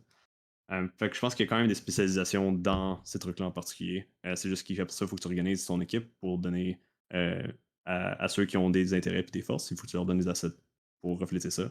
Puis à ceux qui ont de la difficulté, il faut que tu aides à les onboarder là-dessus puis à leur apprendre ce que tu sais. Un exemple dans ça, mon équipe, en fait, c'est pas tout le monde qui a la chance de faire des têtes, admettons, dans les jeux vidéo, parce que c'est quelque chose que généralement tu peux en faire plusieurs, puis il faut que tu l'aies vraiment comme précis, genre il faut que tu aies une expression particulière, il faut l'anatomie du visage est comme très complexe. Fait que si jamais il y a quelqu'un qui a la misère à faire ça dans mon équipe, ben, je vais dire, ben, prends une tâche où ce que tu vas faire une tête, puis je vais donner plus de supervision là-dessus. Tu vas pouvoir apprendre à en faire. Puis de mon côté, ça m'aide que si jamais il y a une tête à faire, je suis pas le seul qui est dans l'équipe qui peut faire des têtes, puis il y a quelqu'un qui peut m'aider là-dessus. Fait que c'est aussi une option stratégique d'apprendre aux autres comment faire au moins comme 85% de la job, si on a intérêt à le faire. De la façon que tu parles, j'ai comme l'impression que c'est tout le temps comme à refaire. Y a-tu certaines réutilisations d'assets que vous faites? Oui, on réutilise J'imagine. beaucoup Ouais, c'est ça. il y a beaucoup d'assets qui sont réutilisés, puis c'est jamais assez de réutilisation. Si tout le monde pourrait être un personnage, ce serait la meilleure chose parce que après ça, tu aurais juste un personnage à bien faire. Right? Mais la variété, c'est souvent un problème dans l'industrie où, tu sais, mettons, tu vas avoir comme des skins que c'est juste comme le même modèle qu'un autre, mais il change les couleurs. Fait que ça, c'est la réutilisation mal faite parce que le joueur, il s'en Il sait, aperçoit. ouais, c'est ça. Mais vous serez, mais vous serez surpris. Est-ce que vous avez joué à Elden Ring, par exemple? Ben oui. Tu vas te parler de l'ouverture des portes. Il n'y a pas juste ça. Il n'y a pas juste ça, il y a Littéralement, plein d'affaires. Ben oui. tout est réutilisé dans Elden Ring. Genre, les Ouais. Earth Tree Avatars, c'est les Asylum Demons Ouais. du premier. Les chiens, c'est les mêmes chiens qu'il y a eu dans tous les autres. Toutes les Loretta, les Cocoon Knights, tous ces dudes-là, c'est tout le même cheval, le même cavalier. C'est juste Ils ont les Knight reshade Riders, un c'est peu, ouais. tout le même modèle. Ouais, ouais. Yeah. Ils sont juste retexturés. Fait que, yeah. Ils sont vraiment smart comment ils l'ont utilisé, puis ça paraît pas. Fait que, Ça. c'est ça qu'il faut faire. J'adore, je veux le soulever, là, mais j'adore le commentaire dans le chat qui dit tu dis Elden Ring, puis Tyr devient un Golden Retriever. Ouais. Parce qu'effectivement. Mais c'est vrai, mais je pense que il saute partout, puis il est excité. la réutilisation d'assets, pour moi, c'est pas nécessairement. Ça rend pas un jeu moins bon, là, mais comme tu dis, il faut que ce soit bien fait. Puis je pense qu'Elden Ring, c'est un bel exemple de ça. Là. Parce que tu vois pas, là, mais j'ai comme tous les collecteurs des Dark Souls et Elden Ring de ce monde. Là, fait que, Je suis un gros fan de From Software aussi. Oh. On va pouvoir s'en jaser. Tu viens de te faire un ami, là, ça, c'est sûr. Là. Mais oui, mais c'est ça, mais la reprise d'assets, mais il y a quand même des grosses modifications qui sont faites, là. C'est pas. Ça dépend. Souvent, c'est à quel point est-ce que cet asset-là est important. Genre, si tu as un NPC que tu parles une fois, il donne une quest, puis ensuite tu t'en vas, ben, tu peux prendre des assets de civilian, de juste n'importe quel asset que tu as pris, les mettre ensemble, puis juste les faire qui sont uniques, qui sont pas random, c'est tout le temps le même dude, puis tu as un NPC, tu lui donnes un nom, puis tout est good. Ça peut être autant ça que le méchant, il y a des souliers de luxe. On pourrait utiliser des souliers de luxe qu'on a fait pour un habit de civilian, de whatever, mais on va juste les peaufiner un peu puis les remettre sur le méchant. Dans les demandes que vous recevez, est-ce que des fois ils font référence à d'autres jeux? Qu'est-ce que tu veux dire? Genre, mettons, ok, ce protagoniste-là ou ce NPC-là ou whatever, ce personnage-là, j'aimerais qu'il y ait une vibe un peu comme tel personnage dans tel jeu vidéo. Oui, très souvent. C'est souvent comme le brief narratif, ils vont souvent mettre, mettons, ils vont faire une liste de c'est qui le personnage, qu'est-ce qu'il fait, c'est quoi sa philosophie du monde. Ils vont comme faire un backstory de c'est quoi à peu près que le personnage, comment il réagirait à des événements. Puis ils vont souvent mettre une image d'une célébrité ou d'un personnage d'un film ou quelque chose de, mettons, tu regardes Peaky Blinders, puis il y a le dude du Hmm. protagoniste de ça, ben, ils trouvent que c'est un personnage intéressant. Mais ils vont mettre une photo de lui pour donner un vibe. Quand tu lis le Ouais. texte, t'as comme un vibe associé avec. Fait que souvent, il va y avoir comme des références indirectes comme ça. Ou des fois, ça va être des références complètement directes. Ou ce que, genre, je pense à Fear and Hunger, c'est juste inspiré de Berserk. Fait que Oh le shit, personnage ok. principal, ou un des personnages principaux, c'est straight up Griffith. Là. Comme, il n'y a, pas de- Ok. Ouais. y a pas de nuance. Là. Puis, Ok. question peut-être plus, je veux dire, philosophique, là. Est-ce que l'émergence de l'intelligence artificielle est quelque chose qui... Comment vous voyez ça? Comment tu perçois ça actuellement? Puis comment tu perçois les retombées comme d'ici 5 ans, mettons? C'était un gros mouvement dans l'industrie artistique, surtout avec Midjourney, puis toutes le AI qui pouvait prendre des images d'Internet puis juste créer d'autres images avec ça. Je pense que c'est un outil qui peut être intéressant à utiliser, puis qui va sûrement être core dans la production de ça. Fait que ça va nous aider à speed up beaucoup notre production. Mais je pense qu'il y a aussi besoin d'avoir des régulations là-dessus, où ce que, au niveau gouvernemental, on doit dire genre prenez pas les images sans que les personnes soient conscientes avec ça. Euh, Fait que je pense que c'est vraiment comme un affaire ambiguë, puis le problème principal, c'est juste qu'il n'y a pas de régulation claire, puis il n'y a personne qui est protégé pour se faire voler ses œuvres. C'est pour ça qu'il y a du monde qui, des fois, pose pas de trucs artistiques sur Internet parce qu'il veut pas se faire voler. Tu sais. Mais je pense qu'en tant qu'outil génératif, c'est une bonne manière de comme, se faire des shortcuts pour arriver Ça. à un truc créatif rapidement, puis de juste s'en inspirer pour modifier, puis le convertir en truc qui va être utilisable pour le jeu. Parce que à la fin de la journée, l'art est dérivatif. Comme tout ce que les humains créent, c'est dérivatif. Donc, on doit dériver de quelque chose, puis le AI fait juste dériver plus vite que nous. Fait que si ça nous sauve du temps de production, c'est quand même C'est souvent des bonnes très choses. bien dit ce que tu viens de dire, j'aime beaucoup. Vraiment. Puis Une grosse conversation dans le domaine. Non, J'ai non, pas mais Ouais, non, fait ben mais c'est ça, clairement. mais ça c'est parce que, là-dessus. tu sais, admettons, je vais préciser ma question. On parle des concept artists, admettons, depuis tantôt, là, qui font des dessins, qui font des sketchs puis des esquisses de différents personnages. Est-ce que tu penses que éventuellement ça va être un outil que ces gens-là vont utiliser? Est-ce que tu penses que c'est peut-être un rôle ou un C'est emploi qui risque de c'est un, disparaître? Comment tu vois ça, tout ça? je pense que c'est un outil qui est déjà utilisé. For sure. Je Ok. pense juste que le niveau. Comme si ça va remplacer la job d'un concept artist, par exemple, peut-être dans certains scénarios, la job va être remplacée parce qu'ils vont pas avoir à engager un concept artist si le art director, mettons, il fait juste utiliser toutes des affaires générées par le AI. C'est juste que je pense qu'il y a quand même un niveau de finition ou un niveau de personnalisation que le concept artist peut amener que le AI va pas nécessairement avoir right off the bat. Fait qu'il y a quand même une place pour les concept artists, mais je pense pas.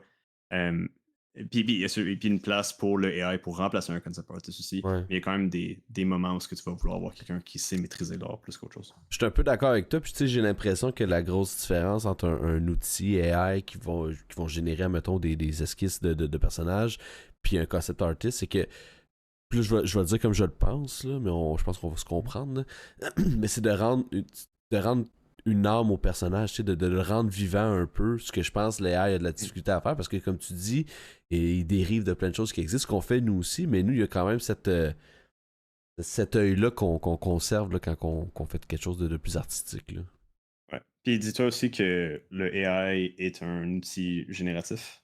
Donc, il Ouais, dérive de quelque chose. Right? Hmm. Donc, toujours. si on demande est-ce que l'AI va remplacer ce quelque chose, ben il faut quand même que ça dérive de quelque chose. Fait que, tant qu'il y a du input, il va être correct l'AI, mais il y a un moment où il peut pas avoir l'input que tu as besoin nécessairement, Ah, c'est ça. ou il peut pas avoir comme comme l'AI comprend pas c'est quoi les principes de lighting, puis c'est quoi les principes de composition nécessairement, il va juste comme prendre une image, puis prendre un autre, puis comme à peu près les merger ensemble, puis après ça, il va à peu près comprendre qu'est-ce qu'il fait, mais il va pas spécifiquement te dire comme ah c'est ça qui fait que ça apporte plus au personnage.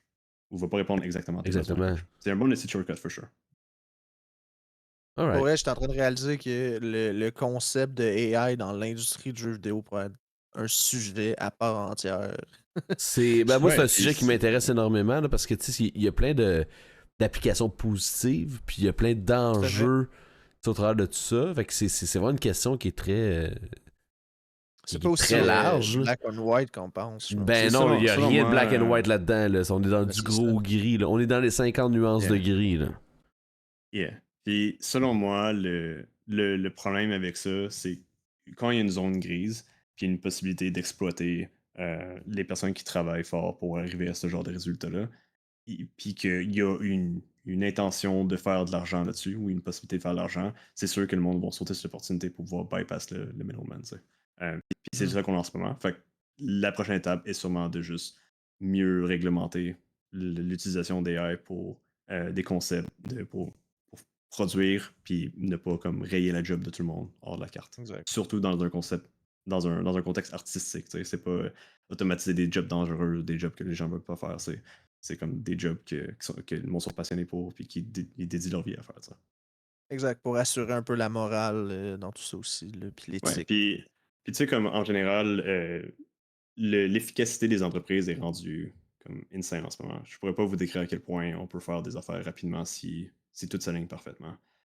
Puis au lieu d'avoir laissé plus de temps ou d'utiliser ces outils-là pour faciliter la vie des gens, les outils sont utilisés pour augmenter les attentes d'efficacité des travailleurs. Puis je pense que le AI va sûrement comme pousser ça encore plus loin, mais on devrait plus le voir comme une manière différente parce on est déjà très productif, puis l'AI devrait nous aider à sauver un peu de temps, puis nous aider à se reposer un peu pour ce travail-là. Ouais.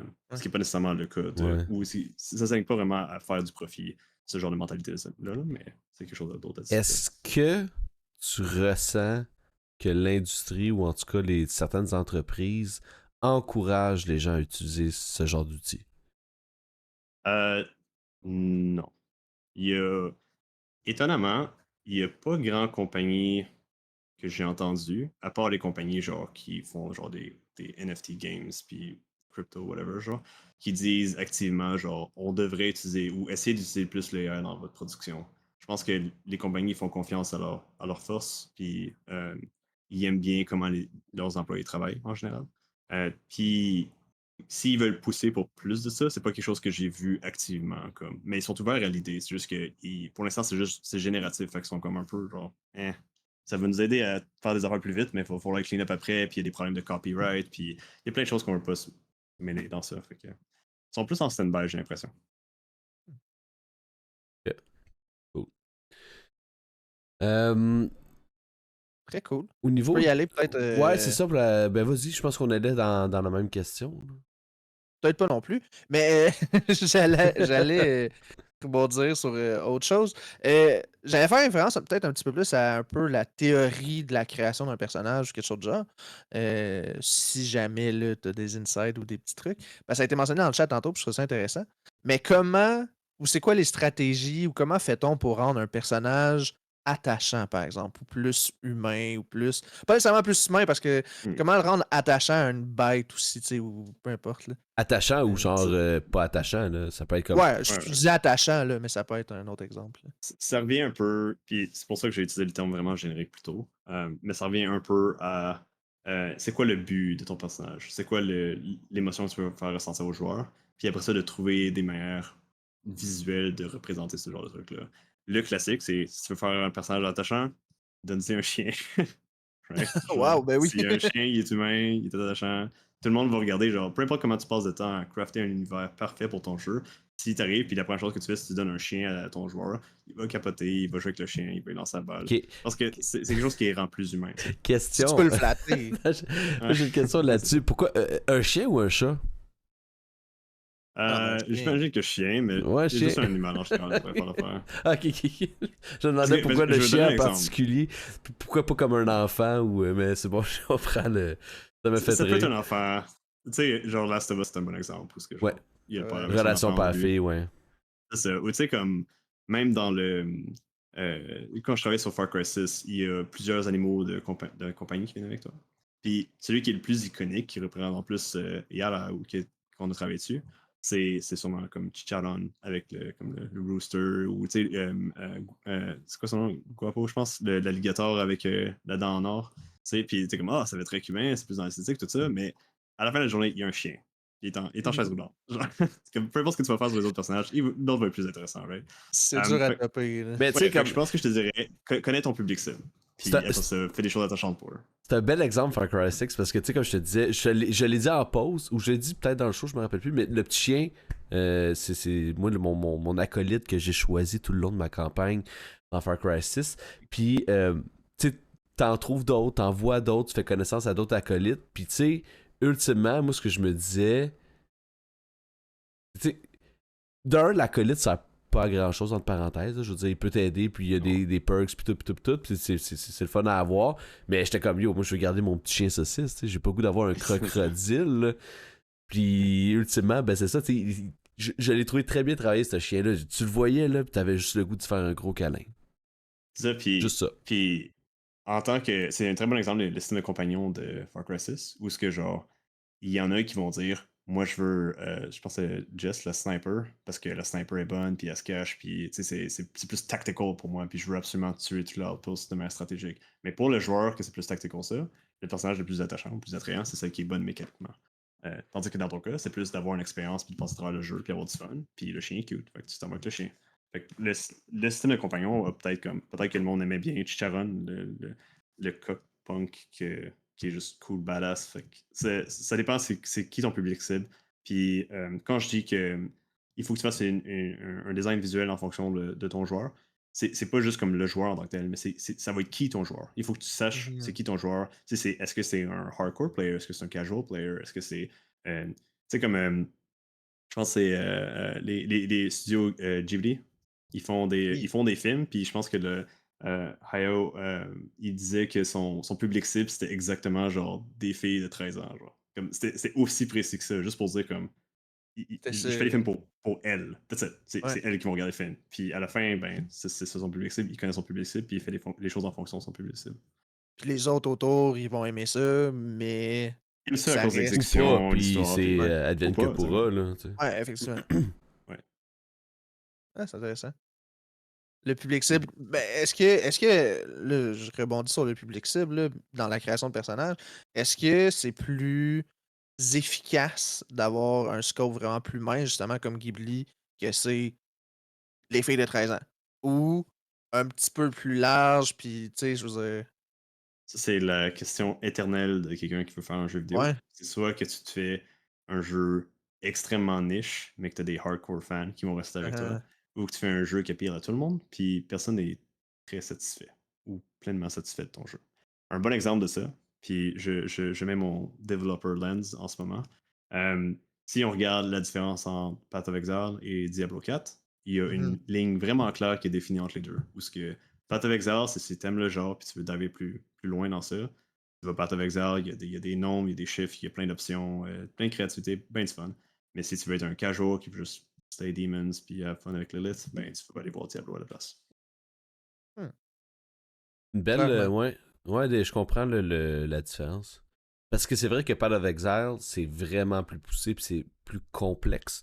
Pas nécessairement plus compliqué, c'est quand même plus complexe. Puis Diablo, je veux dire, t'as quoi, 4-5 attaques maximum là, que tu peux Genre, ouais. land, là, tu sais, fait que c'est pas. Puis je veux dire, on s'entend que les builds, c'est limité aussi là, dans Diablo, puis comme tu C'est ça. dis, Mais tu vois, comme il y a des personnes qui disent Diablo 4 est le fun, mais il est limité. Donc, ils sont comme, mais ils regardent Path of Exile puis ils disent c'est un peu trop in-depth, puis il faut que tu passes des Ouais. heures dessus pour tout comprendre. Fait que je suis comme, Fait que là, tu muddy the waters un peu.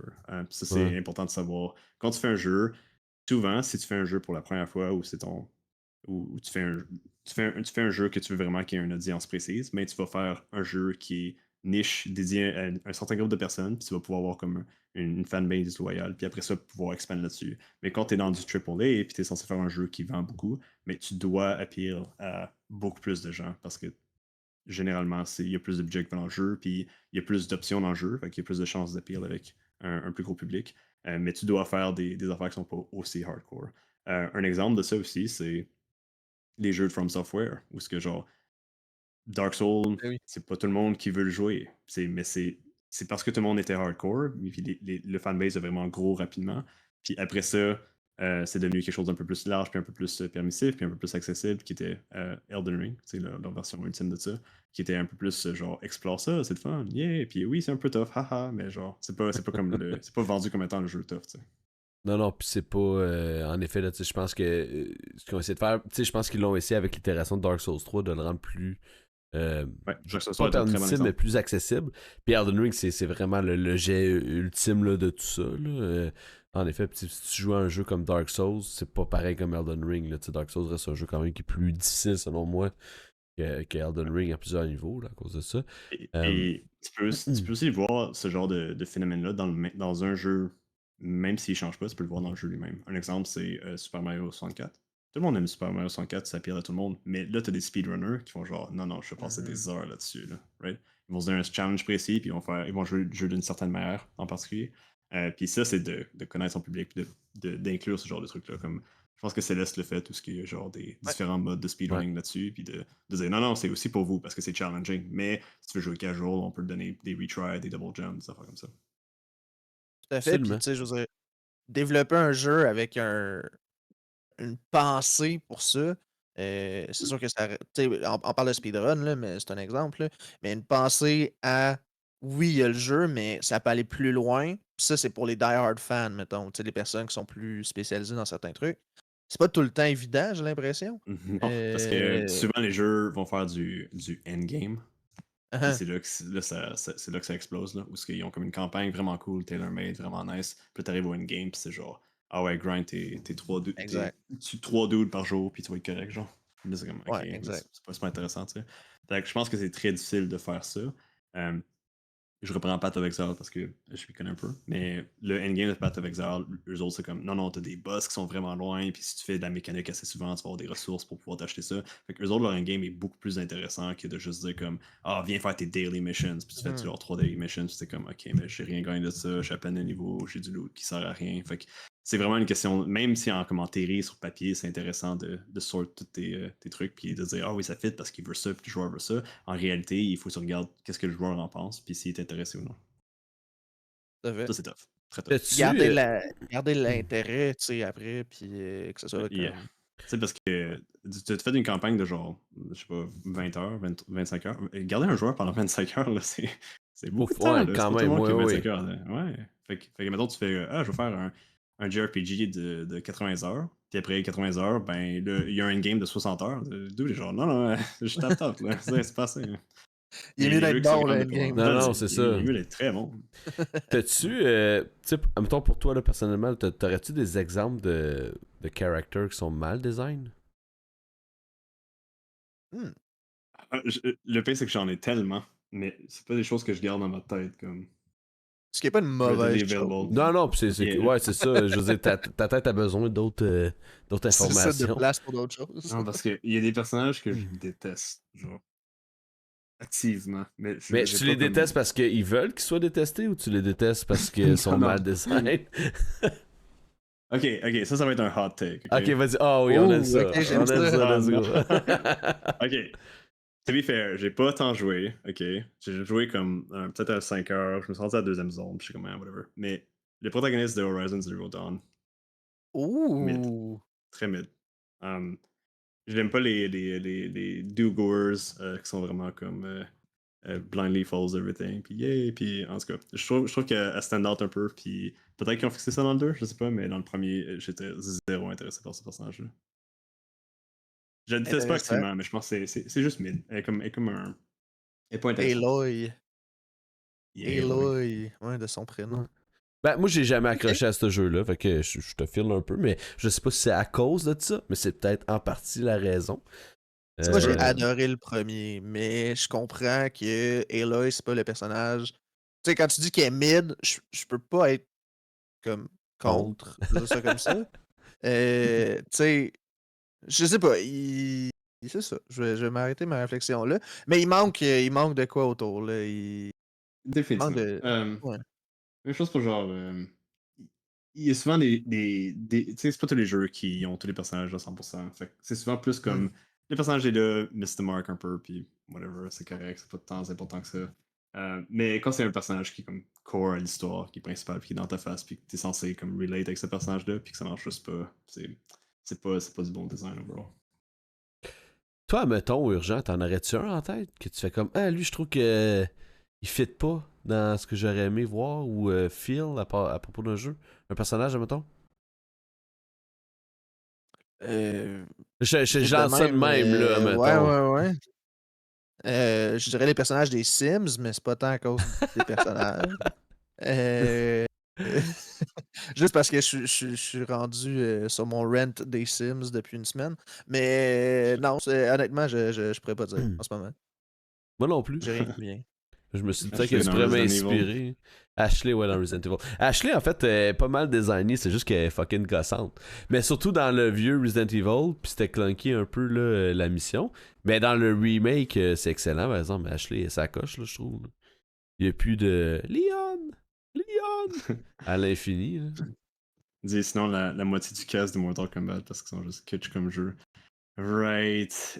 Mortal Kombat, c'est un exemple de genre, ils ont une bonne idée en concept, mais l'exécution est juste comme Ouais. Surtout NetherRealms, comme no shade, mais NetherRealms, ils ont adapté ça à comme la mocap, des acteurs vraiment fidèles, puis des performances, tout ça, mais il y a tellement comme une dissociance narrative quand genre ils s'empalent, puis genre c'est comme ah, c'est les deux, ils se sont datés à un moment donné, puis ils se kick d'un gosse, puis ils s'arrachent la tête. Oh my god! C'est juste difficile de garder comme Ouais. sérieux les personnages. Moi, je pense qu'il y a des styles de personnages que j'aime moins. Tu sais, mettons que je trouve qu'il y a des personnages qui sont vraiment too much.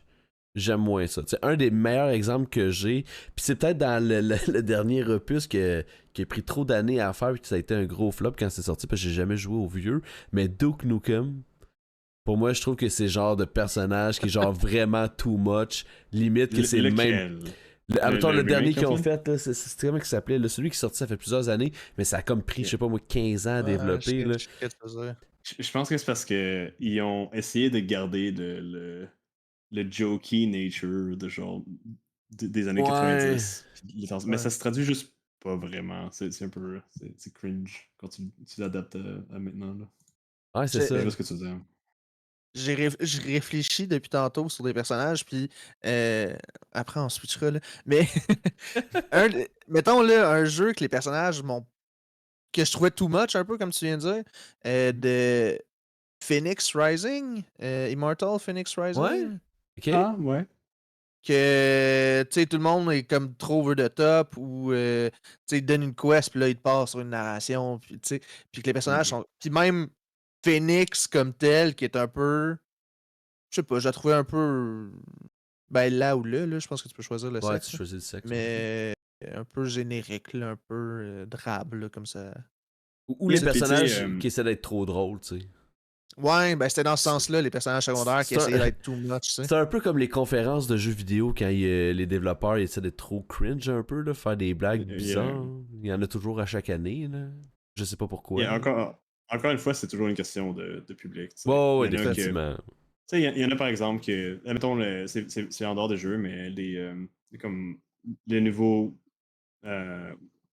Wonder Woman qui ont fait pas le remake, mais le Gal Gadot qui ont sorti. Là. Ouais, Il y a des personnages qui sont comme c'est trop comme Woman Power, tout ça, mais je connais des filles qui ont vraiment bien réagi à ça, puis on fait comme c'est le fun de voir une femme forte dans tout à fait. l'univers de Marvel, tu sais. Fait que je pense que ça dépend encore une fois, c'est qui ton Autant que target je, audience. ouais, autant que je trouve que des fois, C'est des. important de bien comprendre puis de l'adresser bien. Oh, my bad, j'ai dû faire un raccourci clavier. Autant que je trouve que des fois, il y a des personnages qui sont, c'est vraiment comme hors contexte, mais qui fit dans l'univers, puis ça fait comme un doux mélange. Puis le meilleur exemple que j'ai de ça, c'est Conquer dans Conquer Bad Fur Days. C'est un petit écureuil tout cute, mais dans le contexte, c'est comme un gros alcoolique qui se réveille en lendemain de brosse puis qui vit une aventure genre, débile. Mais je trouve que ce mélange-là, cette espèce de ça fit pour une raison comme bizarre. Là. Mais Ça fait avec à cause du contraste. ouais, c'est ça Puis exactement. Le Ouais. contraste, il est bien fait. Ouais, le jeu était basé sur être absurde. Tu dates une fleur avec des seins ou quelque chose comme ça. C'est Ouais. ça. L'histoire complète, c'est genre t'es un écureuil qui tient la table, genre, au début. Là. Mais tu sais, Ton but, quand- Ouais. c'est ça. tu sais à quel point ce genre de contraste-là voulu être répété, mais jamais été réussi. Tu sais, je veux dire, il y en Je a pense que d'autres des jeux de c'est. même, là, ou des. En tout cas, personnellement, moi, je fais plein de démos à chaque semaine de jeux. Puis il y en a que je vois, tu sais, qui essaient de répéter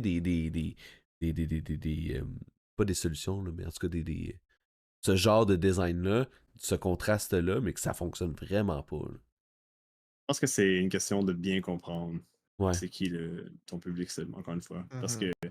si tu si t'aimes genre des jokes immatures, fait que tu fais juste des jokes immatures, mais que la plupart du monde réagissent pas tant à ça, ou culturellement ils comprennent pas c'est quoi, ben Ouais. des jokes vont manquer, tu sais. Fait que peut-être que C'est juste lui il que. trouve que c'est un bon design, mais ça marche pas. C'est juste que Conquer Bad Fur Day, moi j'avais 10 ans quand j'ai joué à ça, là, parce que mes parents m'ont acheté ça, puis ils avaient aucune idée de quoi qu'ils m'achetaient, puis j'avais aucune idée c'était quoi, là, mais j'ai adoré le jeu quand même, tu sais. Pen- Mais peut-être que j'étais le public cible, je sais pas. Peut-être. C'est I mean, unclear. c'est des couleurs rayonnantes, puis c'est un écureuil qui Exact. saute, fait que peut-être, ça. Le Euh, public cible de Conquer, c'était les enfants qui avaient pas l'âge pour jouer, mais qu'il fallait que les parents l'acceptent. Genre. ouais, Fait que c'était cute, ça look good, fait qu'ils acceptaient. Mais non. cool. Puis encore une fois, genre, les Pokémon est un autre exemple, parce que c'est des cute furry animals in a ball, mais pas mal tout le monde aime ça, tu sais. Parce que Ouais. différentes personnes aiment différentes choses de Pokémon. Peut-être qu'il y en a qui aiment juste Pikachu, puis il y en a qui aiment ça collecter tous les Pokémon, tu sais. Il y en a qui c'est nostalgique, puis il y en a d'autres qui aiment juste faire les combats contre d'autres joueurs, tu sais. Ça dépend. Hey, c'est vraiment intéressant les discussions qu'on a aujourd'hui. Je pense que, ben, si vous êtes d'accord, je pense qu'on peut se diriger tranquillement vers la fin du show de ce soir. Moi, j'aurais peut-être 2 questions pour finaliser. Urgent, si t'en as pas avant. Je te suis. Good. Euh, j- on s'en est parlé durant la pause. Ça fait 7 ans que tu es dans l'industrie, que tu as quand même eu plusieurs postes, tu as quand même évolué grandement dans ces années-là. Qu'est-ce que tu dirais à ton toi d'il y a 7 ans? Je pense que c'est important de comprendre les besoins d'une production pour bien savoir comment postuler pour ce genre de position-là. Fait que si jamais il y a un désir de quelqu'un de vouloir travailler dans l'industrie, c'est de bien comprendre qu'est-ce que l'industrie recherche en particulier, puis de l'assumer à 100%. Dans mon cas, je suis rentré dans l'industrie parce que j'avais une connaissance, un aspect technique, puis c'est ça qui était en demande. Mais j'aurais pas pu rentrer dans une position et avoir la carrière que j'ai si j'avais pas un minimum de connaissances techniques comme j'avais dans le temps. Fait que c'est comme un coup de chance de mon côté. Fait que je dirais, il y a plus de postes, il y a différents types de postes. Faire des personnages, c'est pas juste artistique, c'est aussi très technique. C'est aussi de la gestion, c'est de la production, c'est faire des concepts, c'est être juste créatif. Il n'y a pas juste comme tu fais des personnages puis maintenant c'est toi qui décides tout. C'est quelque chose de très collaboratif. Puis aussi de bien comprendre la distinction entre le indie et le AAA. Parce que AAA, c'est une belle place pour se former, une belle place pour apprendre, puis se spécialiser. Puis l'indie est une place qui est un peu plus comme une famille, puis il va falloir que tu touches à tout. Sinon, tu sais, au même titre, quel conseil tu donnerais à quelqu'un qui veut aspirer à devenir un concept artist ou un character artist? Euh, y penser 2 fois. C'est quelque chose qui est. C'est quelque chose Ok, ok. qui est vraiment complexe comme job. Il y a beaucoup de trucs que tu dois apprendre, considérer. Même, admettons, tu veux juste faire de l'art puis juste faire des personnages, il faut que tu comprennes toutes les notions d'anatomie, les notions de proportion, comment est-ce que tous les types de matériel fonctionnent, qu'on les modélise, comment bien texturer, comprendre c'est quoi qui rend un personnage intéressant. Puis juste cette partie-là peut te prendre facilement 4 ans, 5 ans de pratique pour au moins le maîtriser assez pour pouvoir l'utiliser dans un contexte de travail. Euh, Fait que c'est pas une job qui est facile, c'est aussi une job qui est relativement contingentée. Surtout dans le AAA, le monde, ils veulent souvent des experts, des principals, des leads. Puis dans le indie, il n'y a pas de job de personnage, juste de faire des personnages. Fait que si jamais c'est quelque chose qui vous intéresse, c'est que je serais ravi. Euh, c'est de vraiment s'assurer que c'est vraiment la chose que vous voulez faire, puis qu'il n'y a pas juste une partie du processus que vous aimez, genre modéliser, mais qu'il y a aussi tout le processus au complet, c'est quelque chose que vous aimez, parce que la plupart du temps, vous n'allez pas juste faire de la modélisation, ça va être gérer des assets du data, puis intégrer ça dans un engin, puis de peinturer les assets, des trucs comme ça. Alright. Urgent, quelque chose à rajouter avant de. Je rajouterais de quoi à ça parce que depuis. Tu sais, on a quand même eu une bonne discussion, on a quand même posé beaucoup de questions. Puis j'ai remarqué que, surtout dans la deuxième partie, le core des réponses, c'était bien connaître son public. Fait que j'ai envie de juste réitérer comme que c'est un élément très important, à moins que tu me dises le contraire. Mais pour ce que j'ai compris, bien connaître le public cible, bien connaître ça pour la conception des personnages comme tel, ça reste de quoi de super important. Ça. Oui, c'est extrêmement important. Je veux pas undermine à quel point c'est Hein? important. Par contre, admettons que tu travailles dans le AAA et tu fais juste faire un personnage qui est pour une compagnie en tant que telle, tu vas jamais être dans une. Tu vas pas souvent être dans une position où tu as vraiment un mot à dire sur le concept, juste parce qu'il y a Mhm. tellement d'autres personnes qui ont un mot à dire sur le concept. Puis plus tu vas monter les rangs, hein, ou plus tu vas avoir de confiance dans ton art, puis tu vas être capable de faire une bonne job, euh, plus tu vas avoir ce genre d'opportunité de décision personnelle. Fait que oui, le publicité est important, mais je l'appliquerais beaucoup plus en termes de personnage dans le travail personnel que vous faites de votre côté. Fait que si, mettons, vous designez un personnage de votre côté, juste pour le fun, puis que vous voulez le montrer à quelqu'un, assurez-vous que quand vous le montrez à quelqu'un, cette personne-là est un public cible qui va recevoir euh, bien ce genre de truc-là. Genre, si vous faites un fursona de votre côté, puis vous le montrez à votre grand-mère, elle va sûrement pas comprendre c'est quoi. Ouais. Effectivement, le first, à moins que votre grand-mère soit des fans de À moins Furry que c'est un fursona. Persona, Je sais Absolument. jamais. mais regarde, on n'est pas là pour juger nos grand-mères. Exact. Donc, je crois que c'est ce qui complète. Merci beaucoup, Guillaume, de t'être prêté au jeu de l'Urgence Tire Show. Ça fait Encore une plaisir. fois, on finit nos shows en disant que je suis persuadé qu'on pourrait avoir des discussions jusqu'aux petites heures du matin. Et je le pense vraiment. Donc, si jamais on se recroise, si jamais on a d'autres choses ou d'autres sujets qu'on Ben pense qui oui, pourraient t'intéresser, on on te est toujours réinvitera. ouvert, c'est ça, à rejaser avec les gens qu'on a au show ici. Là. Fait que si jamais des trucs qui pop, là, on est bien ouvert à ça. Cool. Puis si jamais vous Parfait. avez un sujet de votre côté qui vous intéresse, il y a d'autres personnes, genre Hydrate dans le chat, qui pourraient en avoir des choses à dire là-dessus aussi. Ah, Puis si jamais vous avez d'autres questions extra par rapport à ça, envoyez-moi un message ou envoyez-vous un message.